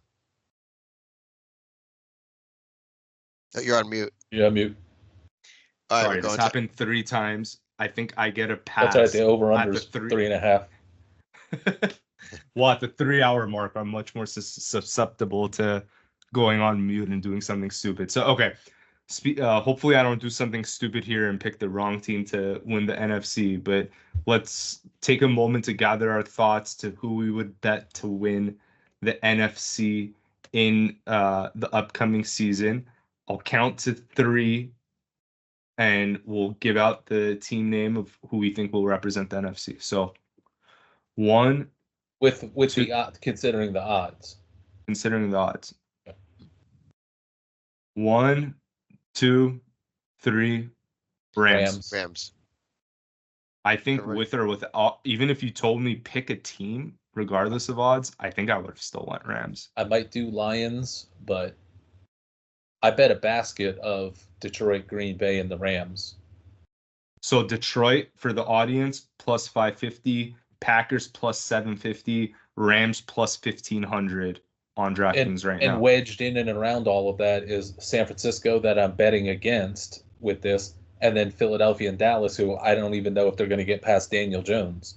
So it's pumping the odds for Green Bay and the Rams, who I think the Lions, the Packers, and the Rams, whatever order you want to put them in, are the 3 best teams in the NFC. And Chris, before I pass it to you, I just want to get RC's reaction to this. The Rams are tied with the Bears for odds-wise. Oh, God, I didn't even notice that. I wish I could short teams like a stock in these types of things. You can bet them. I could bet the under for win totals, but to not make the playoffs, I think that's get some plus odds on teams like Jacksonville. So, Chris, if I pulled the odds off and just said for $1 million, pick the team, would you go Lions or Rams? I like the Rams. I mean, I do like the Lions as well, but we're assuming health, which is going to be interesting to see, how these bets change over the season, because the rosters just change because of injuries. But I think McVay is the thing that puts it over the top for me. You have a Super Bowl winning coach, Super Bowl winning quarterback, and mostly for me, I think it's driven by the difference in perception. I think Detroit's going to make a run at it this year. They're poised to, so I think they're going to be there in the end. But I think that everyone expects that. It's the Rams that aren't getting any love. Every time it's just like I said, it's mostly just, well, Aaron Donald's gone, and now they lost their linebacker, Ernest Jones. I bet the Rams I bet the Rams at 1,500 at a certain level amount of money, and then less on Green Bay as a hedge, and then an amount on Detroit that if it hit, it would just cover all 3 bets. So really, I'm betting on odds-wise. I'm trying to get the Green Bay, but especially the Rams odds to make it, and veering away from San Francisco, Dallas, and Philadelphia, and Chicago, the powerhouse. The powerhouse, right? I can't believe. Sorry, Chris. I just have the Rams every which way, and then I'll kind of adjust as I go. I have them that way too.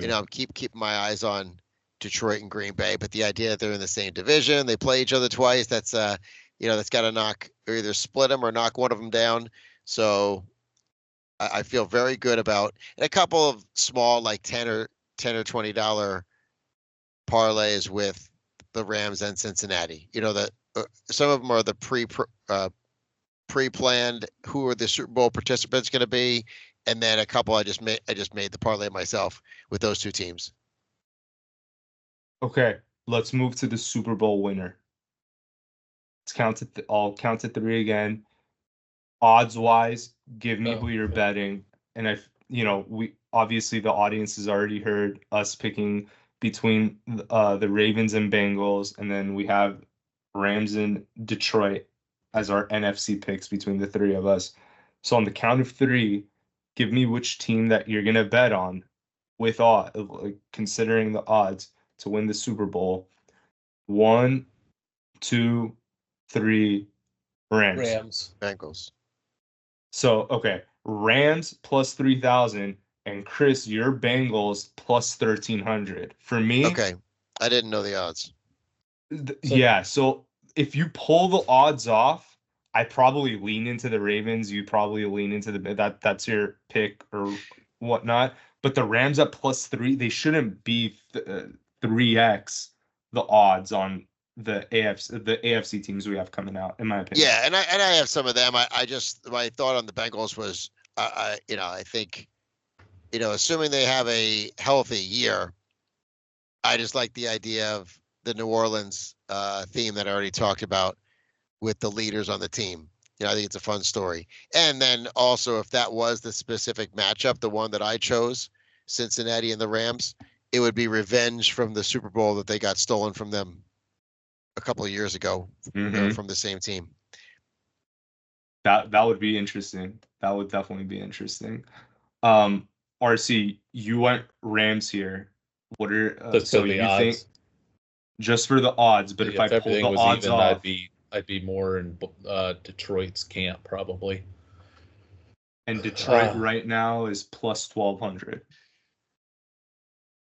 And for me, yeah, I mean it's if you pull the odds off, I'd lean on the Ravens, who are plus 1,000 here, but I would be between the Ravens and the Lions, but the Rams would be right there.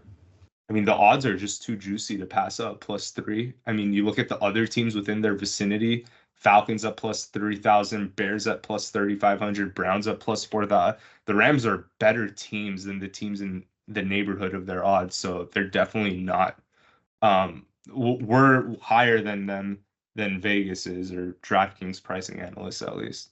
I think the window is open for this to not be Kansas City and not be San Francisco. So that opens up a world of possibilities, which means it'll be the 49ers and the Chiefs in the Super Bowl. Again.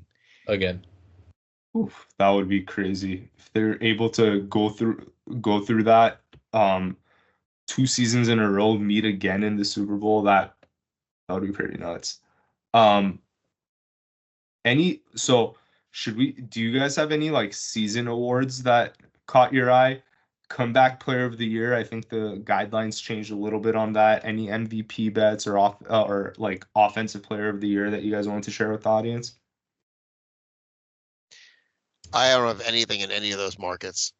I did bet comeback player of the year now, but I got to see who it was.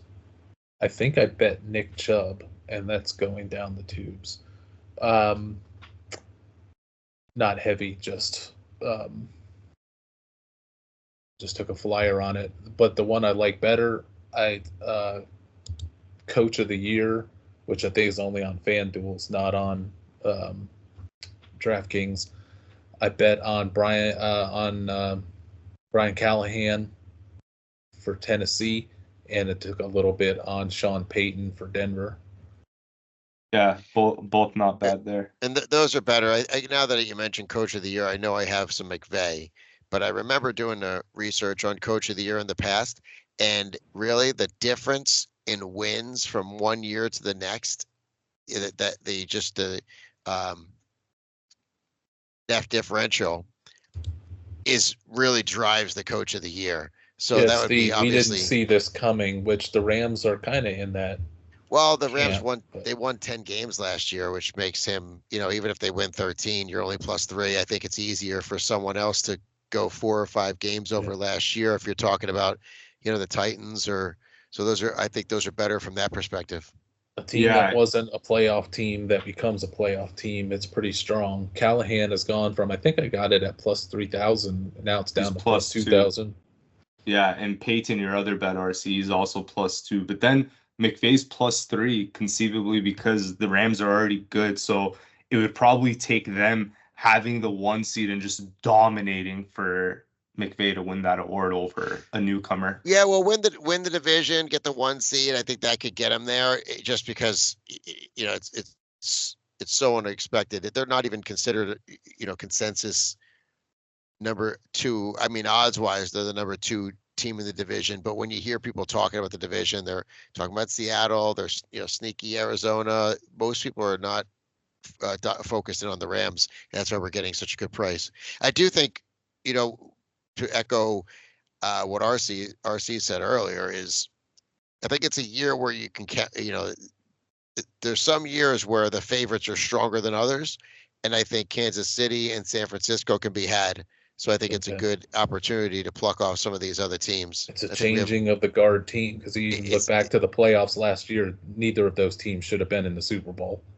Yeah. San Francisco was totally outplayed in the playoffs. Tumbled. Credit to them that they won those games. Well, this is maybe something we could do at a different time, because I was thinking about doing it today, but I didn't. It's just look at last year's playoff teams, and usually half of them are not going to make it again, and they'll be replaced by new teams. So that'll be an interesting exercise to do as we kind of enter official week 1 tomorrow, Monday.